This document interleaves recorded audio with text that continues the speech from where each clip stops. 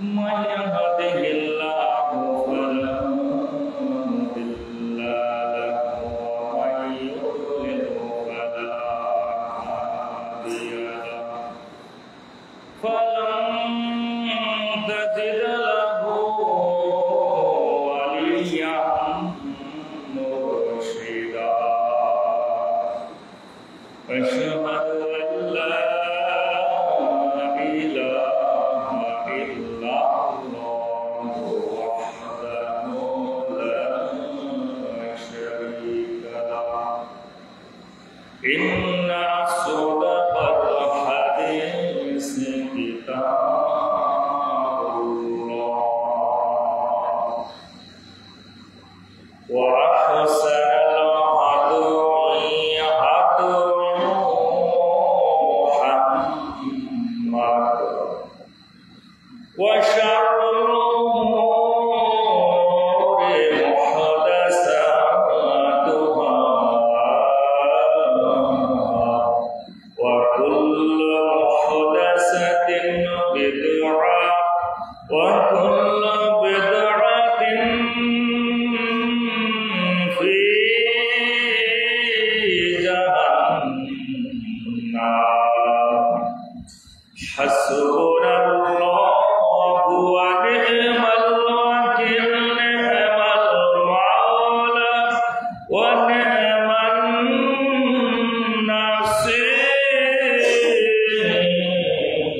النصير على الله تعالى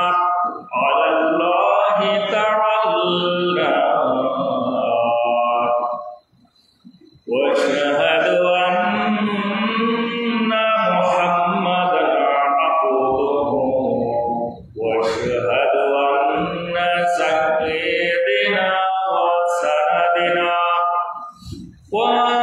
وحبيبنا وبشيرنا ونبينا وبشيرنا ونذيرنا وطبيبنا وطبيب روحنا وحبيبنا وحبيب ربنا محمدا عبد الله ورسوله الذي أرسله بالحق بشيرا ونذيرا وداعيا إلى الله بإذنه وسراجا منيرا أما بعد فقد قال الله تعالى في كلامه المجيد وفي القرآن الحميد সবাই অন্তর থেকে আমার সঙ্গে আপনারা জবানটা খুলে দিয়ে বলুন আউযু বিল্লাহি মিনাশ শাইতানির রাজীম বিসমিল্লাহির রাহমানির রাহিম إن الله وملائكته يصلون على النبي يا أيها الذين آمنوا صلوا عليه وسلموا تسليما জবানটা খুলে দিয়ে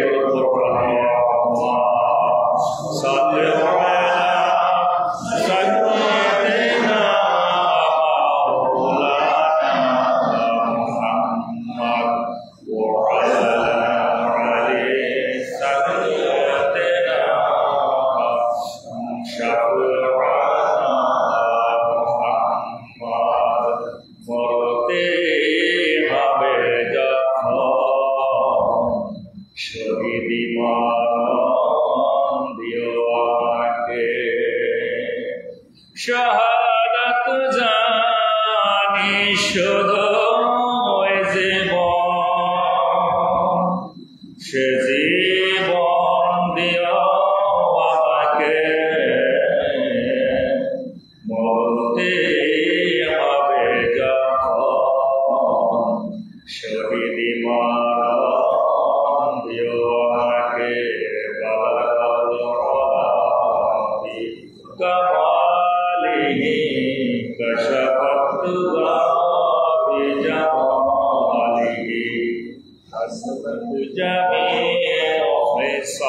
آله صلوا عليه وآله সদরকে কোরআন কে তো কোরআন কোরআন আলহামদুলিল্লাহ সমস্ত প্রশংসা সেই আল্লাহ রাব্বুল আলামিনের দরবারে যে রব অত্র মহল্লার যাচাই বাছাই করে আমাদেরকে বেশ ভালোবাসে, যার কারণে এই বেহেশতের বাগানে আমাদেরকে একত্রিত করেছেন। ছোট পেলে ছোট নেই, যাই হোক আল্লাহ রাব্বুল আলামিন যেহেতু আমাদেরকে এই বেহেশতের বাগানে একত্রিত করেছেন, এজন্য আমরা খুশি না বেজার? একটু জবানটা খুলে দিয়ে রেসপন্স করবেন, কথা শুনবেন এবং কথা বলবেন ইনশাআল্লাহ। তাহলে আমরা খুশি তো? তবে যদি খুশি হয়ে থাকি, আসুন আমরা এই অন্তরের অন্তরস্থল থেকে খুশি হয়ে রবের শুকরিয়া আদায় করি, বলি আলহামদুলিল্লাহ। দরুদ এবং সালাম সেই আরবি নবীর উপরে যে মুহাম্মদকে আল্লাহ রাব্বুল আলামিন আমাদের মতো পথ ভোলা মানুষগুলোকে পথ দেখাবার জন্য, আমাদের মতো পথভ্রষ্ট মানুষগুলোকে সঠিক রাস্তা দেখাবার জন্য আল্লাহ রাব্বুল আলামিন এই মহাবিশ্বের মহাবিশ্বয় মহান চরিত্রের অধিকারী যে নবীকে পাঠালেন, সেই খতামান নাবিয়িন রাহমাতাল লিল আলামিন ইমামুল মুরসালিন, নবীদের সরদার, নবীদের সম্রাট আরবি নবী মুহাম্মদ মুস্তাফা। সকলেই অন্তর থেকে বলি সাল্লাল্লাহু আলাইহি ওয়াসাল্লাম। আল্লাহ রাব্বুল আলামিন যদি চায়, আজকে আপনাদেরকে একটা ছোট্ট দোয়ার মাধ্যমে আজকের পুরো আলোচনাটা শেষ করবো ইনশাআল্লাহ। তো আমরা ধৈর্য সহকারে আজকের এই কথাগুলো শুনবো। আমার কথা বুঝতে পারছেন আপনারা সবাই? না, কথা কি বোঝা যাচ্ছে? যদি ফ্যান যদি ওইদিকে না, ওইটা বন্ধ করে দেওয়া যেতে পারে, ওই যে ফ্যানটা বন্ধ করো, আলাম ভাই একটু বন্ধ করো, অযথা ফ্যান চলতেছে, দরকার নেই এগুলো, যেহেতু সাউন্ড হতে পারে। মাঝ ভাই একটু গুছায় আসেন, একটু জিকির করে লা ইলাহা ইল্লাল্লাহ, লা ইলাহা ইল্লাল্লাহ, জীবনের মালিক তুমি আল্লাহ, মরণের মালিক তুমি আল্লাহ, তোমার কাছে ফিরে যাব, কবরের মালিক তুমি আল্লাহ, হাশরের মালিক তুমি আল্লাহ, মিজানের মালিক তুমি আল্লাহ, আখিরাতের মালিক তুমি আল্লাহ, কিয়ামতের মালিক তুমি আল্লাহ, লা ইলাহা ইল্লাল্লাহ। জবানটা খুলে দিয়ে লা ইলাহা ইল্লাল্লাহ, লা ইলাহা ইল্লাল্লাহ, লা ইলাহা ইল্লাল্লাহ, মুহাম্মাদুর রাসূলুল্লাহ সাল্লাল্লাহু আলাইহি ওয়াসাল্লাম। আমি অত্র মহল্লার সকল মা বোন এবং মহল্লার যারা পুরুষ যুবক ভাইয়েরা আছো, অতি সত্বর এই বেহেশতের বাগানে আসার জন্য আমি সবিনয় অনুরোধ করতেছি। যেহেতু এই জমিনের উপর আসমানের নিচে যত অনুষ্ঠান আছে, যত প্রোগ্রাম আছে, তার চেয়েও সর্বশ্রেষ্ঠ একটা প্রোগ্রাম হলো আজকের এই কোরআনের ময়দানের প্রোগ্রাম, ঠিক কিনা? জবানটা খুলে দিয়ে বলা লাগবে, এই কোরআনের ময়দান তাম দুনিয়ার চেয়ে সবচেয়ে শ্রেষ্ঠ একটা ময়দান, ঠিক কিনা? এই কোরআনের ময়দানে আপনারা উপস্থিত হয়েছেন মূল নীতি দুইটা। আল্লাহ বলতেছেন লাআল্লাকুম তুরহামুন, আমি অবশ্যই তোমাদের উপর আমার পক্ষ থেকে বৃষ্টি ধারার মতো রহমত নাযিল করতে থাকবো। শর্ত হলো দুইটা, দেয়ার আর টু কন্ডিশন। কয়টা শর্ত? দুইটা শর্ত। মানতে রাজি আছি কারা কারা? হাত তুলে একবার দেখা, লিল্লাহি তাকবীর, আল্লাহু আকবার।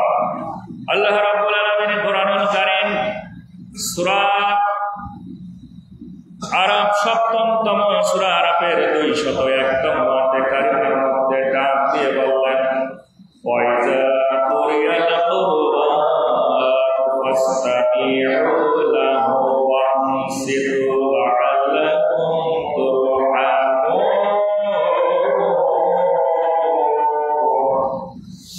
আল্লাহ ঘোষণা দিলেন, যখন কোরআনের অনুষ্ঠান চলবে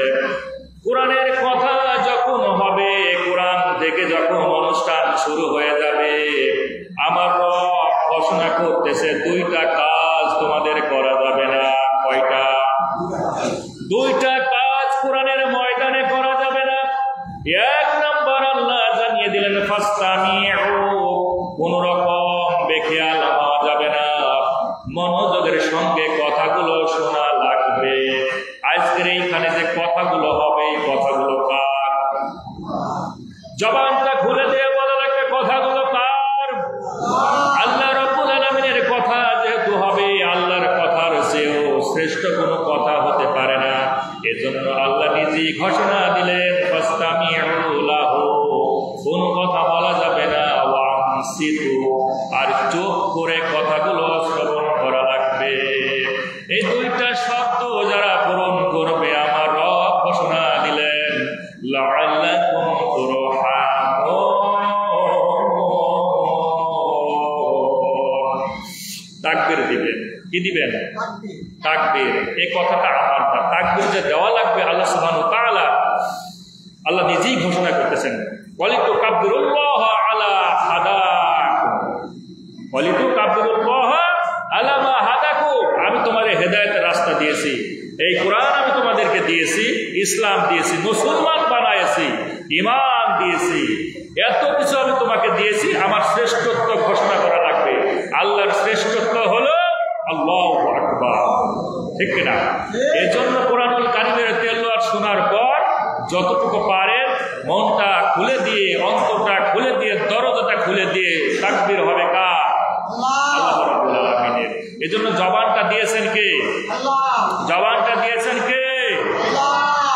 আর রহমানু আল্লামাল কুরআনা খলাকাল ইনসানা আল্লামাহুল বায়ান।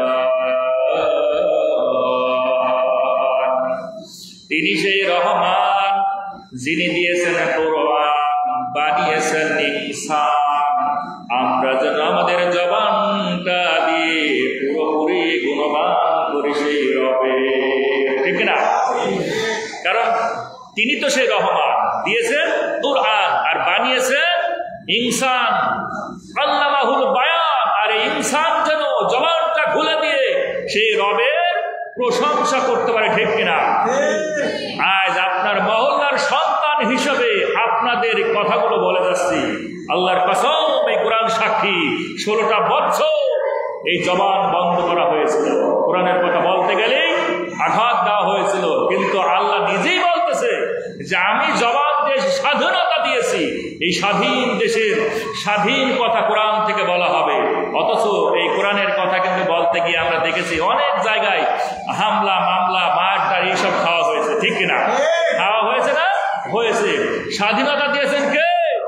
জবানটা খুলে বলা লাগবে আল্লামাহুল বায়ান। আল্লাহ নিজেই বলতেছেন যে আমি অবশ্যই তোমার মুখের স্বাধীনতা দিয়ে দিয়েছি। সুতরাং এই স্বাধীন দিয়েছেন, আমরা এই স্বাধীন কথাগুলো কোরআন থেকে শুনবো। নেগেটিভ কেউ নিবেন না, হয়তো বা নেগেটিভ আপনি নিতে পারেন। আমি 18 ঘন্টায় কোরআন গবেষণা করে আপনাদেরকে যা পাই সেগুলো আপনাদের সামনে তুলে দেবো ইনশাআল্লাহ। আল্লাহ রাব্বুল আলামিন যদি তৌফিক দেয় আজকে ছোট্ট একটা দোয়ার মাধ্যমে কথাগুলো আপনাদেরকে পৌঁছায়া দিব। তবে সবচেয়ে কপাল পোড়া মানুষ তারা যারা এই কোরআনের ময়দান থেকে ছিটকে চলে যায়, এরা হলো সবচেয়ে কি কপাল পোড়া মানুষ। আল্লাহ রাব্বুল আলামিন বললেন ইন্না ফি যালিকা লাযিকরা লিমান কানা লাহু কলবুন আও আলকাসামা। আমি তোমাদেরকে শোনার শ্রবণ শক্তি দিয়েছি, সবচেয়ে শক্তিশালী শ্রবণ শক্তি তাদের যারা কোরআনের কথাগুলো শোনে আর অন্তঃকরণ দিয়ে অনুধাবন করে। আল্লাহ রাব্বুল আলামিন বললেন এই কোরআনের কথাগুলো তাদের কাছে আসবে।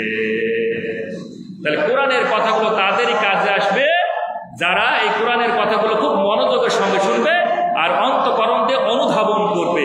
এটাকে আমার কথা বলেন তো, আপনারা বলেন তো এই কোরআনের কথা কার? আল্লাহ সুবহানাহু ওয়া তাআলা না? তবে আমি যদি একটাও বানিয়ে বলি তাহলে এই আগুনের কেসি দিয়ে কেটে দেবে কে? আল্লাহ সুবহানাহু ওয়া তাআলা। এজন্য একটা বানিয়ে কথা বলা হবে না। তবে আমি আপনাদের সামনে আজকে যে কথা বলবো আউযু বিল্লাহি মিনাশ শাইতানির রাজিম, এর তাফসীর হবে আজকে। এই আমরা যেটা পাঠ করি পৃথিবীর ময়দানে এমন কোন মুসলমান নাই যে এই দোয়াটা পাঠ করে না। আছে নাকি চাচা? আছে? বলেন তো যে আউযু বিল্লাহি মিনাশ শাইতানির রাজিম এটা যে পড়ে না কেউ আছে? নাই। তার মানে সবাই কিন্তু এটা পড়ে, কিন্তু এর মধ্যে কি লুকিয়ে আছে, এর মধ্যে কি হাকিকত আছে, কি গবেষণা আছে, আজকে কিন্তু আমরা একের পরে কথাগুলো শুনবো ইনশাআল্লাহ। আমার হাতে এটা দেখতেছেন, নাম কি? সবাই জানে, 18 কোটি মানুষ জানে এটা কোরআন, কিন্তু আল্লাহ কি বলতেছে দেখি। আল্লাহ রাব্বুল আলামিন সূরা ইনসান, এই মানুষের নামে একটা সূরা দিলেন, সূরার নাম ইনসান, ৭৬তম সূরা। আল্লাহ ডাক দিয়ে বললেন, ইন্না হাযিহি তাযকিরা, আমি একটা তাযকিরা দিয়েছি, জালিফ দাল কাফরা। এই তাযকিরা শব্দের অর্থ অনেকগুলো আছে, তার মধ্যে একটা হলো কুরআনুল কারীম, আর একটা নাম হলো সংবিধান। জবানটা খুলে দিয়ে বলা লাগবে, নাম কি? সংবিধান। শুধু এটা কুরআনুল কারীম নয়, তাযকিরা, জাল কাফরা। গ্রামার যদি আপনি ভালো করেন, কোরআনে কোথাও তাযকিরা দিয়ে সংবিধান পাবেন, কোরআনে কখনোই তাযকিরা দিয়ে নামাজ পাবেন, কখনোই কুরআনুল কারীমে তাযকিরা দিয়ে সালাত পাবেন, আল্লাহর স্মরণ পাবেন, উপদেশ পাবেন। এই রকমের অসংখ্য শব্দ আপনি এই কুরআনুল কারীমে তাযকিরা দিয়ে পাবেন। আল্লাহ ডাক দিয়ে বললেন, ইন্না হাযিহি তাযকিরা, আমি দিলাম এটা কি? সংবিধান। তাম দুনিয়ার মানুষ জানে এটা কুরআনুল কারীম, কিন্তু আল্লাহ নিজেই বলতেছেন এটা সংবিধান। ফামান শাআ আত্তাকা ইলা রাব্বিহি সাবিলা। আল্লাহ ডাক দিয়ে বললেন, দুনিয়ার মানুষ শোনো, ফামান শাআ আত্তাকা, যারা এই সংবিধানটা মেনে নিবে, জবানটা খুলে দিয়ে বলেন। এই কথা আল্লাহ কাদের উদ্দেশ্যে বললেন? তাম দুনিয়ার মানুষের উদ্দেশ্যে নাকি গরু ছাগলের উদ্দেশ্যে? মানুষের উদ্দেশ্যে আল্লাহ বলতেছেন, ফামান শাআ, যারা এই কথাগুলো মেনে নিবে, এই সংবিধানটা মেনে নিবে, আত্তাকা, ফামান শাআ আত্তাকা ইলা রাব্বিহি সাবিলা। সাবিলা মানে হলো রাস্তা, ইলা রাব্বিহি সাবিলা, তারা আল্লাহর রাস্তায় কিন্তু থাকে। জবানটা খুলে দিয়ে বলেন সুবহানাল্লাহ। তার মানে যারা এই সংবিধানটাকে মেনে নেয়, সূরা ইনসান, আমি দলিল দিয়ে দিচ্ছি আপনাদেরকে, যারা কুরআনুল কারীম পড়া জানেন, এই কুরআনুল কারীমে সূরা ইনসান ৭৬তম সূরা ইনসানের ২৯তম আয়াতে আল্লাহ বলতেছেন, হামান, অতএব যে মানুষগুলো মেনে নেয়, চায়, আত্তাখাযা, গ্রহণ করে নিতে চায় এই সংবিধানটাকে, আল্লাহ সুবহানাহু ওয়া তাআলা বললেন, ইলা রাব্বিহি সাবিলা, অবশ্যই তারা আমার রাস্তায় আছে। বলেন সুবহানাল্লাহ। সুতরাং আল্লাহ সুবহানাহু ওয়া তাআলা রাস্তায় থাকতে চান কারা কারা? একবার হাত তুলে দেখায়, লিল্লাহি তাকবীর, আল্লাহু আকবার। আপনাদের কষ্ট হচ্ছে নাকি? মাঝে মাঝে হাত তুলতেছেন। এই তো কয়েকদিন আগেই আমার আব্বা চলে গেছে। সারাটা জীবন যদি আমি বলি, আব্বা তুমি হাত তোলো, তুলবে? আমার আব্বাকে হাত তুলবে? কিয়ামত পর্যন্ত কি এই আব্বাকে খুঁজে পাবো? আমি পাবো না। জীবন থাকতে এই যে কোরআনের ময়দানে হাত তুলতেছে, কার উদ্দেশ্যে? সুতরাং যে রবে হাত দিলেন, সেই রবের উদ্দেশ্যে হাত তুলতে আমাদের লজ্জা লাগবে না আরো খুশি লাগবে? খুশি হইতে হবে। এই জন্য মাঝে মাঝে আপনাদেরকে একটু চাঙ্গা করি, যাতে ঘুমিয়ে না যান। আসুন আমরা একটা ঈদ মাধ্যম দিয়ে শুরু করব। আরবের বাদশা ছিলেন ফয়সাল। নাম কি ছিলেন? ফয়সাল। এই ফয়সাল যখন ওই সময়, তদানীন্তন সময়ে পুরো পৃথিবী সকল দেশের বাদশাদেরকে, রাজাদেরকে আহ্বান করা হলো, তোমরা প্রত্যেক দেশের মানুষ কি করবা? রাজা বাদশাদের বললো, তোমরা তোমাদের এই সংবিধান নিয়ে আসবা। কি নিয়ে আসবা? সংবিধান নিয়ে আসবা। তাম দুনিয়ার প্রত্যেকটা দেশের রাজা ওই দিন তাদের সংবিধান নিয়ে গেল। কনফারেন্স হবে, লক্ষ লক্ষ মানুষ ওখানে কনফারেন্স হবে। চলে গেল সংবিধানগুলো নিয়ে। বাদশা ফয়সাল তিনিও চলে গেলেন। সেখানে যাওয়ার পর একের পর এক সমস্ত মানুষগুলো, বাদশাগুলো কিন্তু তাদের সংবিধান দেখাচ্ছে। দোস্ত এদিকে আসো, উসমান এদিকে আসো, এখানে এদিকে আসো, এখানে বস। সমস্ত দেশের রাজাগুলো সংবিধান দেখাচ্ছে, কেউ অনুচ্ছেদ দেখাচ্ছে, পৃষ্ঠার পর পৃষ্ঠা খুলতেছে আর বলতেছে এটা আমার দেশের সংবিধান। এবার সর্বশেষ যখন পালা আসলো বাদশা ফয়সালকে এবার বলা হলো, তোমার সংবিধান দেখাও। বাদশা ফয়সাল তার একটা কাপড়ের থান দিয়ে কুরআনুল কারীমটা ঢাকা ছিল। এই কুরআনুল কারীমের ভিতরে এই যে একটা কাপড়ের থানটা আস্তে করে খুলে দিয়ে যখন দেখালো, ওই সময় রাজা বাদশারা বলল, ও হে ফয়সাল, আমি তো বলতেছি তুমি তোমার দেশের সংবিধান দেখাও, আর তুমি তোমার দেশের তোমার মুসলমানদের ধর্মগ্রন্থ তুমি দেখাচ্ছ, কিন্তু আমরা চাইলাম তুমি সংবিধান দেখাবা।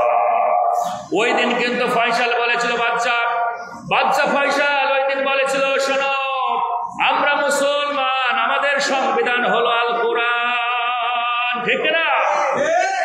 আমাদের সংবিধান হলো আল কোরআন। সুতরাং যারা এই সংবিধান মেনে নেবে তারা ইলা রাব্বিহি সাবিলা, আল্লাহর রাস্তায় তারা থাকবে।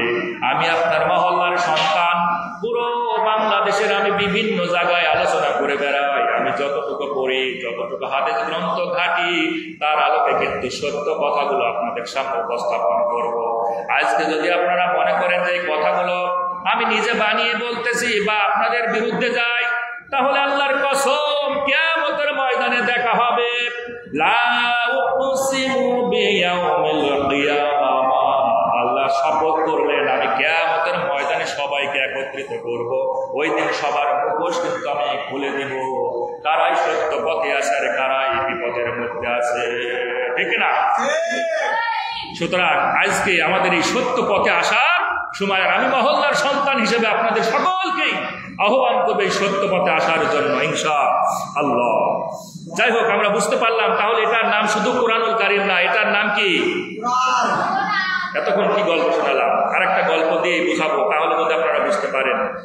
আব্দুল করিমের তিন ভাই, একটা নাম হলো আব্দুল জব্বার, আর একটা নাম হলো আব্দুল কবির, আরেকজনের নাম কি বলেন? আব্দুল করিমের তিন ভাই, একটার নাম আব্দুল কবির, একটা নাম আব্দুল জব্বার, তাহলে আরেকটার নাম কি? তা আমি এতক্ষণ যে সংবিধান বলতেছি, এটা আপনাদের মাথায় আসতেছে না। এটা কি নাম কি? এটা কুরআনুল কারীম, এটার আরেকটা নাম হলো সংবিধান, আরেকটা নাম কি? সংবিধান। ইন্না হাযিহি তাযকিরা, এই কথা কার? এখানে কি কোরআন শব্দটা ব্যবহার করেছে? ইন্না হাযিহি তাযকিরা, এখানে কোরআন ব্যবহার করেছে? করে নাই। কিন্তু কুরআনুল কারীম কিন্তু ব্যবহার করে নাই, তাযকিরা ব্যবহার করেছে। তাযকিরা জাল কাফরা, এই জাল কাফরা পবিত্র কুরআনুল কারীমের মধ্যে 292 বার আল্লাহ দিয়েছেন, বলেন সুবহানাল্লাহ। একবার নয়, দুইবার নয়, জাল কাফরা জিকি এই শব্দটা দিয়েছে। সুতরাং এটা হলো এক ধরনের সংবিধান। এই সংবিধানের মধ্য থেকে আজকে আমরা দেখবো আউযু বিল্লাহি মিনাশ শাইতানির রাজিম পড়লে কি আমাদের উদ্দেশ্য হবে। আসুন আমরা দুইটা বাস্তব ঘটনাকে শুরু করে দিয়ে এরপর আমরা মূল আলোচনাতে ইনশাআল্লাহ চলে যাব।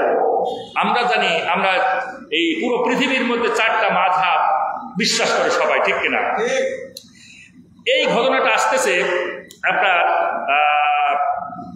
তদানীন্তন সময়ের, অর্থাৎ বিশেষ করে মানুষ যে মরণশীল, মানুষ মরে যাবে এই ব্যাপারে কোনো সন্দেহ নাই। ইমাম ইবনে হাম্বল রাহমাতুল্লাহ আলাইহি, আমরা জানি যে 4 ইমামের মধ্যে একজন ইমামের নাম হলো হাম্বল, তাই না? হাম্বলি, যারা হাম্বলি অনুসারী তারা কি বলে, আমরা যেমন হানাফি মাযহাবে, ঠিক কিনা?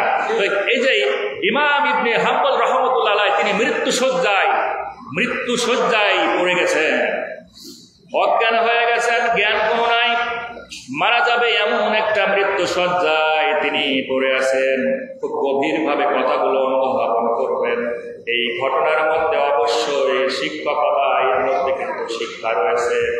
চতুর্দিকে মানুষগুলো দাঁড়িয়ে গেছে, কারণ তদানীন্তন সময়ের সব বুঝে বড় ইমাম মারা যাচ্ছে, জ্ঞান হারিয়ে ফেলেছে, হয়তো মারা যাবে, এরপরে তাকে কালেমার তালকিন দেওয়া লাগতেছে। মানুষ যখন মারা যায়, মুমূর্ষ অবস্থায় মারা যাবে, আমরা কিন্তু ওই সময়তে এসে তার সন্তান, তার মেয়েগুলো এসে দামি দামি খাবার এনে কিন্তু মুখের মধ্যে টিপায়, ঠিক না? মানুষ যখন মারা যায় ওই সময় সন্তান, ছেলে মেয়ে দামি দামি খাবার এনে বলে বাবা খাও, অথচ সুস্থ অবস্থায় কিন্তু আমরা আমাদের বাবা মাকে খাওয়াই না। যখন মানুষ মারা যাবে ওই সময়তে কিন্তু চামচ দিয়ে টিপা। অথচ আল্লাহ রাব্বুল আলামিন কি বিশ্বনবী বলতেছেন, যখন মানুষ মারা যায় ওই সময় তোমরা কালেমার তালকিন দাও। কিসের তালকিন? কালেমার তালকিন দিবা। ইমামে ওই যে হাম্বলি রহমতুল্লাহ আলাইহিকে তখন কালেমার তালকিন দেওয়া হয়। বারবার যখন কালেমার তালকিন দেওয়া হয়, ইমামে হাম্বলি রহমতুল্লাহ আলাইহি বারবার বলতেছেন না, যতবার বলতেছে কালেমার তালকিন দিতেছে ততবার বলতেছেন না না না শব্দটা বলতেছেন। তখনকার মানুষগুলো চিন্তা করলো, আরে এত বড় ইমাম, আমরা কালেমার তালকিন দিতেছি, অথচ মানুষটা কিন্তু না না বলতেছে।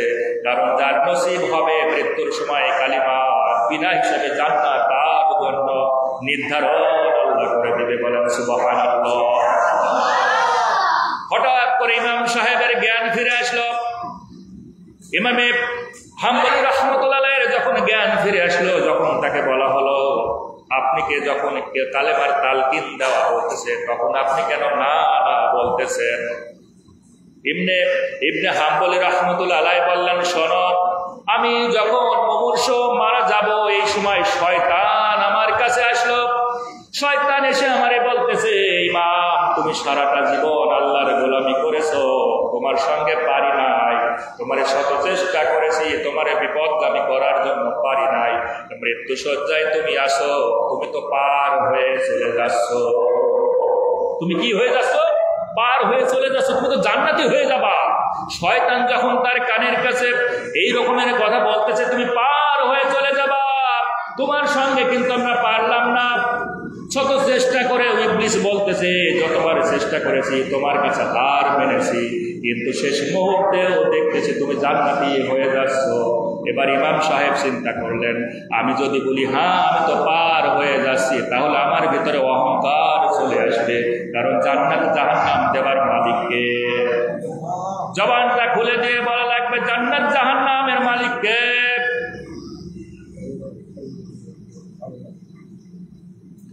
বলেন, জান্নাত জাহান্নামের মালিককে জবানটা খুলে দিয়ে বলা লাগবে না সবাইকে বলা লাগবে জান্নাত জাহান্নামের মালিককে?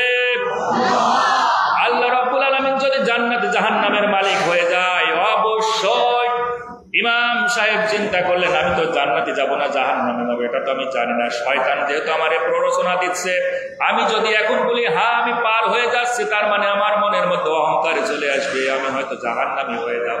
এজন্য বারবার আমি বলতেছি না না না, মানে শয়তানের কথাই সে বলতেছে না না না। তার মানে শয়তান মৃত্যু না হওয়া পর্যন্ত মানুষের অন্তরের মধ্যে কি দেয়? ওয়াসওয়াসা দিতে থাকে। যদি সে ওই সময়তেও আপনাকে কনভার্ট করে ফেলে, যদি আপনাকে সে ওই সময়তেও বিপদগামী করে ফেলে, তাহলে বুঝতে হবে আপনার মৃত্যুটা কুফরি অবস্থায় হয়েছে এবং জাহান্নাম আপনার জন্য নির্ধারণ হয়ে যাবে, ঠিক কিনা?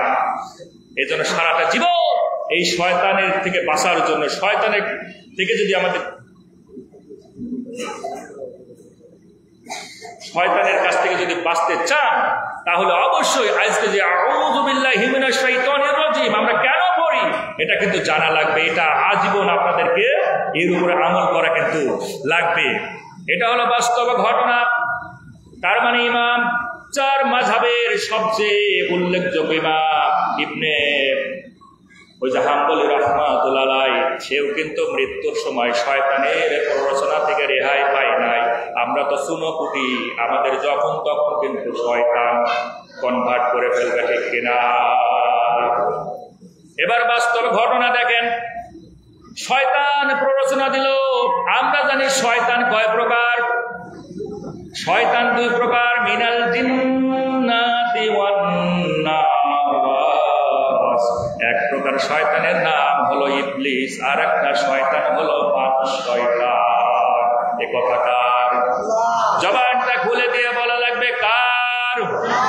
আল্লাহ রাব্বুল আলামিন নিজেই ঘোষণা করতেছেন, মানুষ হলো এক প্রকার শয়তান, আর জিনের সন্তান ইবলিস হলো আর এক প্রকার।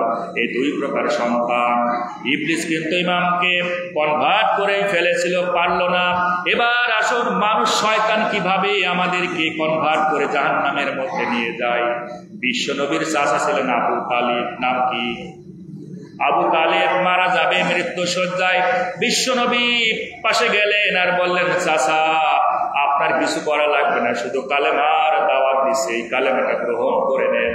কালেমা যদি আপনি পড়েন, আল্লাহর কসম আমি আল্লাহর কাছে আপনার জন্য সব সময় দোয়া করব যেন আল্লাহ রাব্বুল আলামিন আপনাকে জান্নাতের মধ্যে নসিব করে দেয়। বিশ্বনবী যদি দোয়া করে কারোর জন্য, দোয়া কি ফেরত আসবে? আসবে? আসবে না। চলে আসলো আবু জেহেল, আবু লাহাব, দুজনে এসে বলতেছে, আবু তালিব, সারাটা জীবন তোমার বাপ দাদার ধর্মের উপর থাকলাম, সারাটা জীবন তুমি তোমার বাপ দাদাকে মেনে চলেছো, আজকে যদি মোহাম্মদের নতুন ধর্মের উপর তুমি চলে যাও তাহলে কিন্তু ওই এতদিন যাবো তোমার নিজের বাপ দাদার ধর্মকে অপমান করা হবে। সুতরাং তুমি খবরদার মোহাম্মদের কলেমা তুমি গ্রহণ করো না। অবশেষে আবু তালেবের মৃত্যু হয়েছিলেন কিভাবে? কোন কলেমা কি পড়েছিলেন? না, কলেমা পড়া হয় নাই। আবু জেহেল, আবু লাহাব দুজন শয়তান, মানুষরূপী শয়তান, যখন আবু তালেবকে এইভাবে কনভার্ট করে ফেললেন, সঙ্গে সঙ্গে আবু তালেব মারা গেলেন। কাফের অবস্থায়, কুফরি অবস্থায় কিন্তু মারা গেলেন বিশ্ব নবীর আপন চাচা। তাম জাহানের জন্য যে নবীকে পাঠালেন, ইমামুল মুরসালিন, মানে পৃথিবীতে যত নবী রাসূল এসেছেন সমস্ত নবী রাসূলের সর্দার ইমাম, সেই রাসূলের আপন চাচার কালেমা পড়ার সুযোগ হয় না। ইবলিসের কারণে না মানুষরূপী শয়তানের কারণে? কথা বলো। আবু লাহাব, আবু জেহেল কারণে কালেমা পড়তে পারলেন না। কিছু লাগবে না, শুধু কালেমাটা পড়বে, মুসলমান হয়ে যাবে, মৃত্যুবরণ করবে। আল্লাহ রাসূল বললেন আল্লাহ সুবহানাহু ওয়া তাআলা আপনার জন্য জান্নাত নির্ধারণ করে দেবেন, চাচা শুধু এটা পড়েন। কিন্তু পড়ে নাই, তার নসিবে হয় নাই। কারণটা কি? কারণ হলো জিন শয়তান এবং মানুষ শয়তান।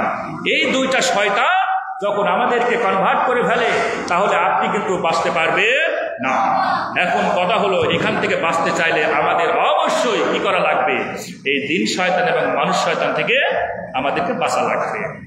আসুন, আমরা যে আউযু বিল্লাহি মিনাশ শাইতানির রাজিম এটা পড়েছি, এটার আমরা গ্রামাটিক্যাল দেখবো এবং শাব্দিক অর্থগুলো দেখে আস্তে আস্তে চলে যাব আমরা এর মূল তত্ত্বের মধ্যে। ইনশাআল্লাহ অনেক চাঞ্চল্যকর তথ্য এই ভিতরে লুকিয়ে আছে, আমরা ধৈর্য সহকারে শুনবো। বিশেষ করে অনেক মা বোনেরা এই কথাগুলো শুনে থাকে। আমরা জানি, বিশেষ করে আমার এলাকায় যদি কোনো মাহফিল হয়, পুরুষ যদি 100 জন হয়, মহিলা হয় 500 জন, ঠিক কিনা? ওরা কিন্তু অত্যন্ত এই ধর্মের প্রতি খুবই আগ্রহী।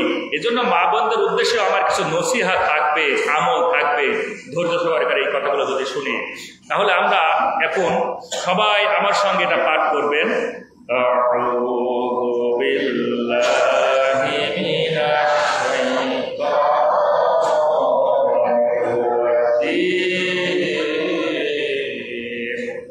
আল্লাহ ডাক দিলেন, মানে আমি আশ্রয় চাইতেছি, আমি আশ্রয় প্রার্থনা করতেছি বিল্লাহি, ওই আল্লাহর নিকট যে তামাম জাহানের মালিক, মিনাশ শাইতানির রাজিম, বিতাড়িত শয়তানের ওয়াসওয়াসা থেকে, পানা থেকে। এ হলো শাব্দিক অর্থ। আউযু বিল্লাহ, আউযু এটা হলো ফেল। আরবিতে আমরা যেমন যারা ইংলিশে পড়াশোনা করেছি জানি পার্টস অফ স্পিচ 8 প্রকার। একটা noun, pronoun, adjective, verb, adverb, preposition, conjunction. একটা বাচ্চা যখন কথা বলতে থেকে এবং মৃত্যু পর্যন্ত যত কথা বলে সমস্ত কথা এই পার্টস অফ স্পিচের মধ্যে থাকে, অর্থাৎ তার যে কোনো একটা নাউন, প্রোনাউন, অ্যাডজেক্টিভ, ভার্বের মধ্যে থাকি। কিন্তু আরবিতে পার্টস অফ স্পিচ 3 প্রকার, যেটাকে বলা হয় পদ প্রকরণ। কয় প্রকার? এটাকে বলা হয় কালিমা। হেডলাইন হলো কালিমা, আর এই কালিমা হলো 3 প্রকার। একটা হলো ফেল, একটা হলো ইসম, আর একটা হলো হারফ। তো আল্লাহ সুবহানাহু ওয়া তাআলা বলেন আউযু, এখানে এটা হলো ফেল, মানে আমি আশ্রয় প্রার্থনা করতেছি, চাচ্ছি। বিল্লাহি, বি হলো একটা হারফ, এর কোনো নিজস্ব অর্থ থাকে না, যেটাকে বাংলায় বলা হয় অব্যয় বা প্রিপোজিশন। আসলে এগুলো তারাই বুঝতে পারে যারা একটু গ্রামার নিয়ে ঘাটাঘাটি করে। কুরআন যারা হয়তো যারা একটু শিক্ষিত মানুষ তারা কিন্তু এগুলো বুঝতে পারবে। তো আপনাদের হয়তো এই কথাগুলো একটু ধারণ ক্ষমতা কম থাকবে। তারপর আমি খুব দ্রুত চলে যাচ্ছি। তো বিল্লাহি মানে আল্লাহর নিকটে আমরা কি চাই? পানা চাই। কিসের কারণে? মিনাশ শাইতানির রাজিম, যেন শয়তান আমাদেরকে কি করতে না পারে, ওয়াসওয়াসা দিয়ে যেন আমাদেরকে গুমরাহি না বানাতে পারে। এই জন্য আমরা কি করি? আল্লাহর কাছে এই দোয়াটা পাঠ করি, ঠিক কিনা? তো এটা কিন্তু এক ধরনের জিডি। কি বলা হয়? এক ধরনের জিডি। পৃথিবীর ময়দানে কোনো মানুষ যদি মনে করে আমার হয়তো মারা যাওয়ার একটা আশঙ্কা আছে, কেউ হয়তো আমারে হত্যা করবে, কেউ আমারে মারবে। এই কারণে থানায় যায়, থানায় গিয়ে একটা জিডি করে আসে, জেনারেল ডায়েরি করে, আমার জীবন নাশের একটা সম্ভাবনা আছে, অমুক ব্যক্তি হয়তো আমারে হত্যা করতে পারে, মেরে ফেলতে পারে, এই জন্য একটা কিন্তু সাধারণ ডায়েরি করে, জিডি করে, ঠিক কিনা? এই জিডি করে, এরপরে কিন্তু মানুষটা সেভ হয়। কেউ যদি তারে হত্যা করে, যার নামে জিডি করেছে তারে কিন্তু পুলিশ ধরে নেয়, কারণ সে জানে এই লোকটা জিডি করেছে অমুকের নামে, ওই লোকগুলো তারে মেরে ফেলবে, এই কারণে জিডি করেছে। আল্লাহ রাব্বুল আলামিন নিজেও ঘোষণা করলেন, তোমরাও জিডি করো আমার দরবারে। ঘোষণাটা কার? আল্লাহ নিজেই বললেন, ইন্নাল্লাযিনা তাকাও, পৃথিবীর ময়দানে তারাই হলো মুত্তাকি, তারাই হলো ইমানদার, তারাই হলো পরহেজগার মানুষ। ইজা মাসসাহুম তাইফুম মিনাশ শাইতান, আল্লাহ ডাক দিয়ে বললেন, যখন শয়তান তোমার মনের মধ্যে কুমন্ত্রণা দেয়, তখন তুমি আমার কাছে একটা জিডি করো, তাযাক্কারু। আল্লাহ ডাক দিয়ে বললেন, আমার কাছে একটা জিডি করো। কি জিডি? কি জেনারেল ডায়েরি? আল্লাহ বললেন, আমার কাছে জিডি করো ওই শয়তানের বিরুদ্ধে, যেন শয়তান তোমাদের কাছে না আসতে পারে, শয়তান তোমাদেরকে পাপের জগতে যেন না নিয়ে যেতে পারে। এজন্য জিডি করার কথা কে বললেন? কে বললেন? ঘুমিয়ে গেলেন নাকি? আল্লাহ বলতেছে জিডি করো। ইন্নাল্লাযিনা তাকাও, এই পৃথিবীর মধ্যে তাকওয়াবান মুত্তাকি তো তারাই। ইজা মাসসাহুম তাইফুম মিনাশ শাইতান, শয়তান যখন তোমার অন্তরের মধ্যে ওসওয়াসা দিতে যাবে, কুমন্ত্রণা দিতে যাবে, তাযাক্কারু, আমার কাছে জিডি করো, আমার স্মরণ নাও, তাহলে কি হবে? তোমার ভিতরের এবং বাইরের এই চারটা চোখ আমি খুলে দিব। বলেন সুবহানাল্লাহ। ফাইজা হুম মুবসিরুন, আল্লাহ বলেন, আমি তোমার চারটা চোখ খুলে দিব। আজকে দেখবো কাদের চারটা চোখ অ্যাক্টিভ আছে, আর কাদের মাত্র দুইটা চোখ অ্যাক্টিভ আছে, আর দুইটা চোখ অ্যাক্টিভ নাই। আজকে প্রমাণ হয়ে যাবে ইনশাআল্লাহ। এই যে আল্লাহ বললেন জিডি করো, এই কথাটা কিন্তু এক জায়গায় আল্লাহ বলেন নাই। এই কোরআনুল কারীম যদি আপনি গবেষণা করেন, আল্লাহ রাব্বুল আলামিন সূরা আল মুমিনুন 23তম সূরা মুমিনুনের 96-97তম আয়াতে বলেছেন, সূরা আরাফ 7তম সূরা আরাফের ভিতরে আল্লাহ 199তম আয়াতের ভিতরে বলেছেন। এছাড়াও আল্লাহ রাব্বুল আলামিন হামিম আস-সাজদা 41তম সূরা হামিম আস-সাজদা, এই ভিতরে আল্লাহ রাব্বুল আলামিন 35তম আয়াতের ভিতরে জানিয়ে দিয়েছেন। এইভাবে চারটা আয়াতের ভিতরে আল্লাহ ডাক দিয়ে বলেছেন, আমার কাছে জিডি করো। কি জিডি? আল্লাহ নিজে ঘোষণা করলেন, ওয়া ইম্মা ইয়ানজাগান্নাকা মিনাশ শাইতানি নাযগুন ফাসতাইয বিল্লাহ ইন্নাহু সামিউন আলীম।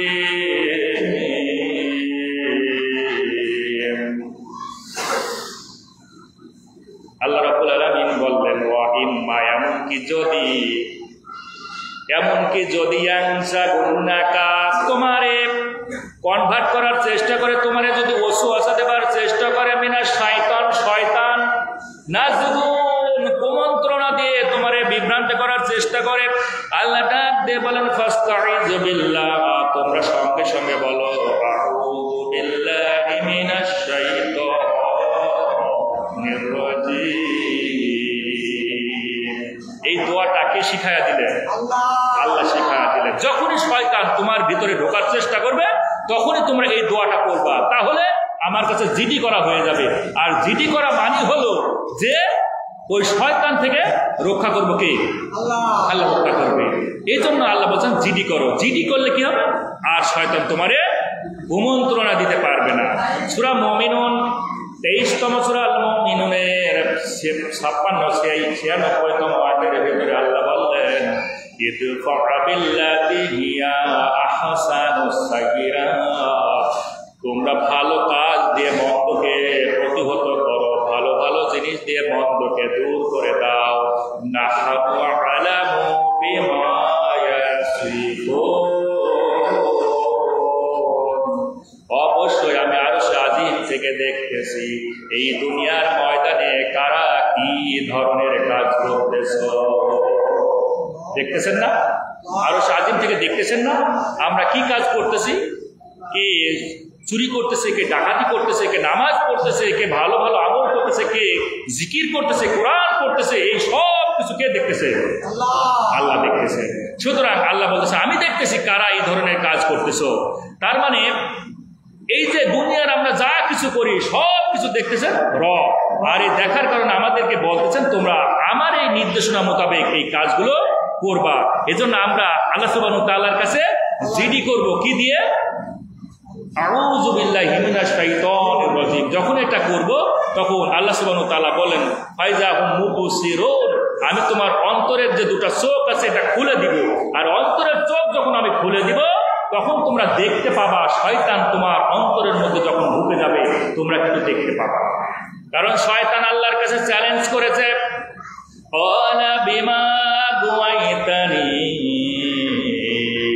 আল্লাহ শয়তান আল্লাহকে বলল যে আদমের কারণে আমারে তুমি ইবলিস বানালা।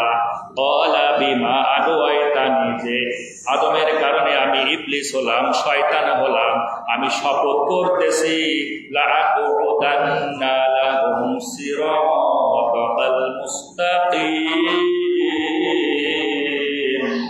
আল্লাহ ডাক দিয়ে বললেন, এই শয়তান আমারে চ্যালেঞ্জ দিয়ে বলল তোমার অধিকাংশ মানুষগুলোকে, তোমার অধিকাংশ গোলামগুলোকে আমি বিপদগামী করার জন্য আমি কোনো মমতাজের গানে থাকবো না, আমি কোনো যাত্রা দলের কাছে থাকবো না, কোনো বেশ্যালয়ে থাকবো না, আমি কোনো খারাপ জগতে থাকবো না। শয়তান বলতেছে আমরা হয়তো মনে করি শয়তান কোনো গানের দলে থাকে, শয়তান হয়তো বা কোনো যাত্রা প্যান্ডেলে থাকে, শয়তান হয়তো বা মদের দোকানে থাকে, শয়তান মনে হয় গাঁজাখোরের কাছে থাকে, শয়তান হয়তো বা ইয়াবখোরের কাছে থাকে না, আর শয়তান থাকে এই সব জায়গায় না। শয়তান বলল লাআকুদান্না লাহুম সিরাতাল মুস্তাকিম।